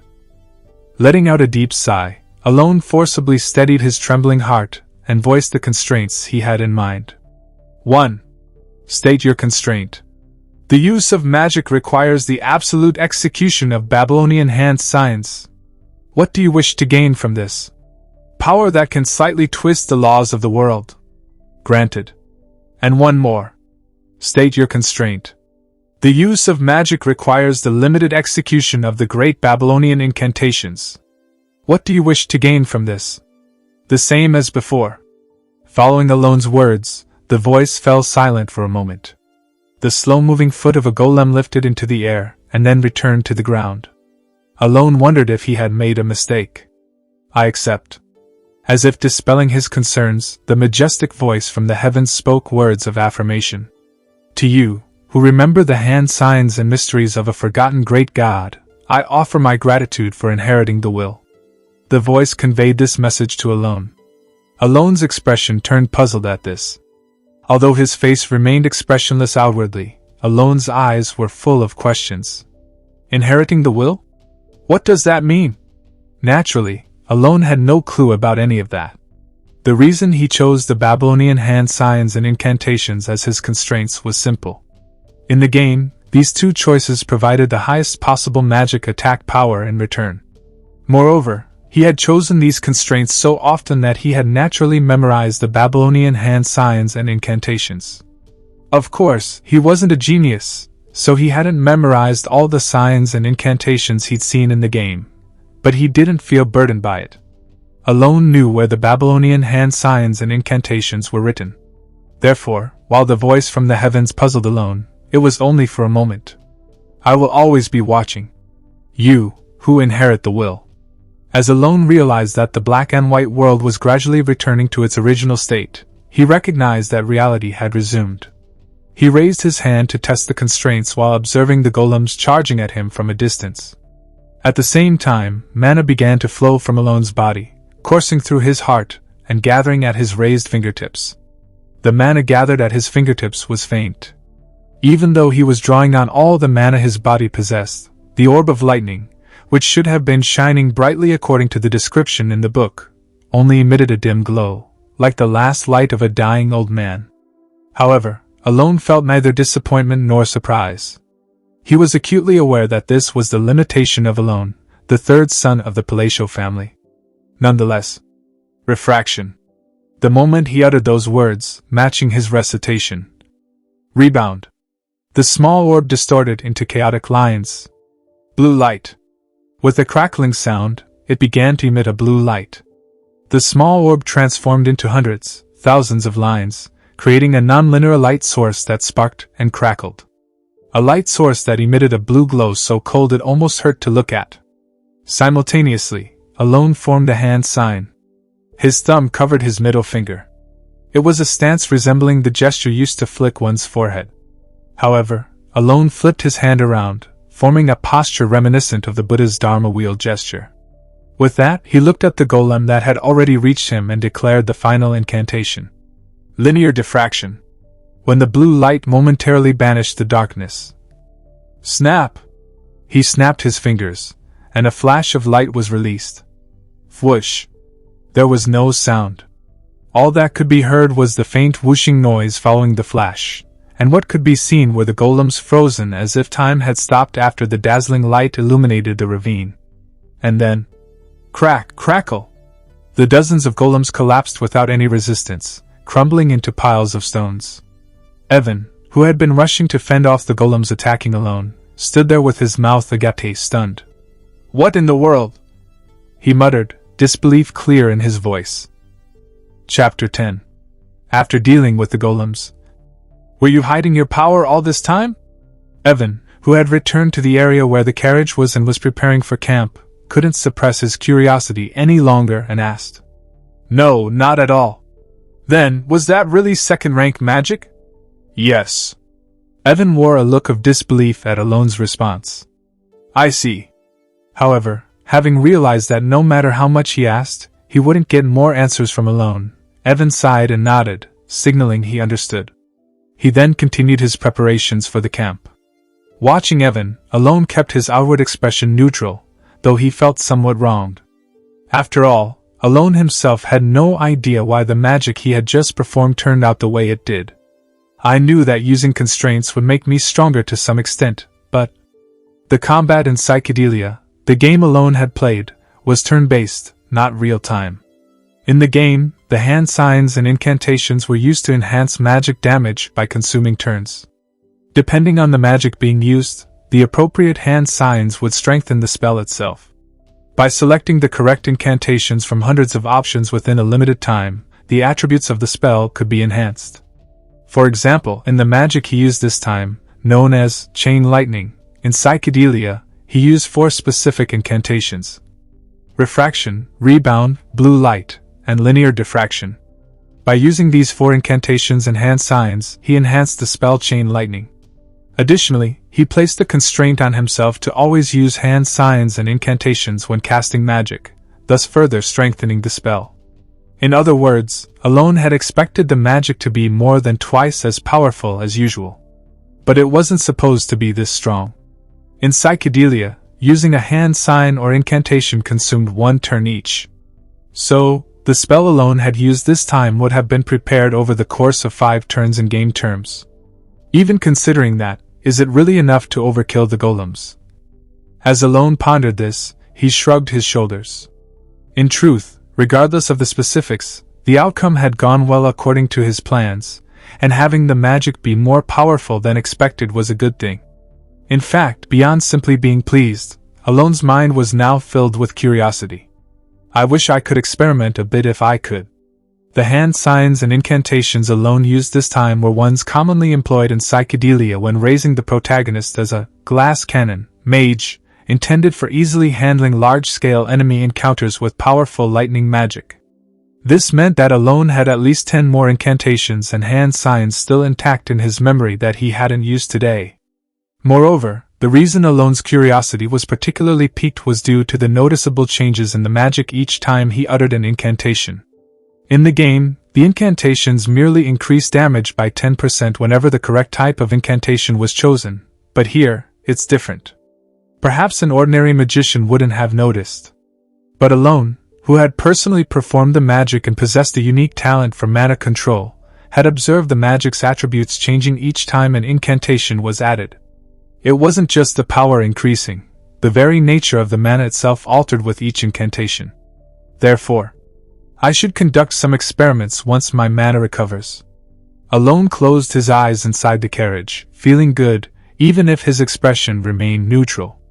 And at that moment, a girl appeared at the place where Alone had used magic, where only the piles of stones remained that could no longer become golems. A girl with eyes gleaming in a deep green. No, the one who might have been called Rhine of Greed in the future silently passed by the stone heaps that had once been golems and looked at the door Alone had entered earlier. The door was cracked and worn, but the carvings on its frame emphasized that it was man-made, not a natural formation. However, Rhine knew that the carvings on this door's frame weren't meaningless. Born with a great mission and the innate ability to access the ancient library, at any time, she could understand what was inscribed on the frame. From the forgotten age of foreign gods, the script of the Alanef Empire. Recognizing this, Ryan read the words carved into the frame. From Palaeon, to the friend left alone. Ha! Ryan involuntarily let out a hollow laugh as she read the inscription. She knew that there was only one person who used the name, Palaeon, in ancient texts. The Great Palaeon. The one who had repelled the invasions of the Black Ones, multiple times during the Age of Foreign Gods, and who had defeated the Alakalaka, a being that could make subjects offer their hearts just by looking at it. The noble, revered, great, and glorious emperor. Knowing that Palaeon, as written in ancient language, referred to this one person, she couldn't help but chuckle. Simultaneously, it was made by a fellow named Palaeon. Ryan recalled Alone's voice. As she gazed at the outer frame of the wall with a blank, somewhat melancholic expression, the image of the great moon silently watching over the frame surfaced in her mind, and a hypothesis began to cloud her thoughts. Negation and affirmation clashed in her mind, and the scales tipped towards denial. However, what next came to mind was the magic Alone had demonstrated after emerging from the labyrinth. His magic hadn't seemed particularly exceptional. But the incantations he muttered were different. The incantations the Great Moon whispered were things that didn't even exist in the ancient library. Recalling this, the scales that had been tipping now came to rest evenly balanced. Even though I knew that anyone the Red Moon would follow must be no ordinary person. Her thoughts finally reached the identity of the one leading the Blue Moon, and the scale within her mind finally tipped to the truth. That the Great Moon, Palaeon's close friend, was someone worthy of both respect and reverence. Realizing this, she felt a chill run down her spine as she looked toward where Alone was. As the distinct light of respect began to shine in her eyes, which had until now moved only by the command of the Red Moon. "You've returned." Ryan turned her gaze slightly at the sense of an approaching presence, and there stood Deus, who had appeared without notice, nodding his head as his eyes gleamed. "Yes. Did you gather any information?" Ryan recalled how, a week ago, Deus had stopped monitoring alone and instead followed the black-clad figure as it retreated, and asked him. He shook his head. "No. I wasn't able to get any information." "Why not?" Deus began to explain what had happened when he chased after the black-clad figure, responding to Ryan's questioning tone. And then, "Are you saying that the black-clad figure died while you were pursuing them?" "Yes. In empty air, their neck twisted around twice, and they died instantly. I didn't sense anything at all." Ryan fell silent for a moment at Deus's words. "I think we should report this." "I agree." After muttering these words, they exchanged a few more lines before disappearing from the spot. Finally, the only thing that remained there was the lonely moonlight. 2 months had passed since Alone obtained the constraint from the Whispering Labyrinth. Currently, Altia was experiencing a period of great turmoil. There were 3 reasons for this. The first was the sudden death of Kig, the second son of the Duke's family, and Phelan, the second daughter. The second reason was that Duke Altia, who had been suffering from illness and was predicted to have little time left, had finally passed away. The third reason was that Tamalion, the eldest son of the Duke's family, was found dead a day after the Duke's death, alongside his elder sister, Malian. And they had both stabbed each other to death. Due to this chain of events, all the children who could inherit the Duke's title vanished overnight. As a result, Roria became the sole heir to the Duke's family. Just like Count Palacio had done not long ago. Roria, who never thought she would ever sit in the Duke's study, now found herself quietly swallowing a breath there in just 2 short months. Rumors about Roria had already begun to spread within the Duke's family. However, amusingly, despite the quiet circulation of these rumors, she hadn't suffered any harm. She had a clear alibi. When the second son and daughter died, she had just returned from a ball. And the eldest son and daughter had killed each other. Moreover, she hadn't had any recent meetings with them, and most importantly, the reason she could avoid all suspicion was that, during her absence at the ball, her organization had been completely destroyed. That's right. By the time she returned from the ball, she had lost all her power due to her damn family. Because of this, Roria was not being questioned in any of the procedural investigations, even though rumors were quietly spreading. The work had been executed so cleanly and perfectly. Good things will happen. Roria recalled those words once again. Those words, uttered so nonchalantly, had led to events that were anything but indifferent. She was already certain that everything that had happened was due to him. If anyone claimed these events were mere coincidences, they'd have to be considered lacking in intelligence due to how contrived everything seemed. What does he want? Roria recalled her conversation with Alone. Although he had outwardly rejected her request, he had handled everything more decisively than anyone else could have, and even a month after all the heirs of the Duke's family were dead, he had made no contact. Not even after she had absorbed her decapitated organizations with minimal losses. Pure goodwill? Roria smiled at the fleeting thought. It was absurd, even for her, to entertain such nonsense. After much contemplation, Roria reached one conclusion. Alone had some sort of plan. Of course, Roria didn't know what that plan was. But she had a vague understanding of one thing. That plan requires the Altia Dukedom. Someone capable of killing the members of the Duke's family without leaving a trace, and so naturally wanted something he didn't have. Roria believed that what he wanted was most likely the renown of the Altia Dukedom. And what he could do with that renown. Roria closed her mouth tightly. It was only then that she realized just how absurd a pact she had made with the devil. Realizing this, Roria let out a hollow laugh but clenched her fist tightly. She knew that once a pact was made, there was no turning back. She understood too well what would happen if she broke the pact, having witnessed the fate of her 4 predecessors. Therefore, she didn't even consider betrayal. Instead, she decided to focus on the task at hand. I should at least send a thank you. For the first time, a smile appeared on her usually expressionless face, a smile even she was unaware of. A week later, a bottle of wine and a card arrived at the Count's study for Alone. The wine was from Cernants, an imperial territory, produced only 3 bottles a year, and each bottle was worth thousands of gold. Along with it came a card inscribed with words of respect. Alone, looking at the card that came with it, wore a puzzled expression. And 2 months after that. So you're saying Roria, the third of the Altia family, has become the Duke of Altia? Yes. Altia Roria? That's correct. Is there a problem, young master? Alone began to realize that something was amiss.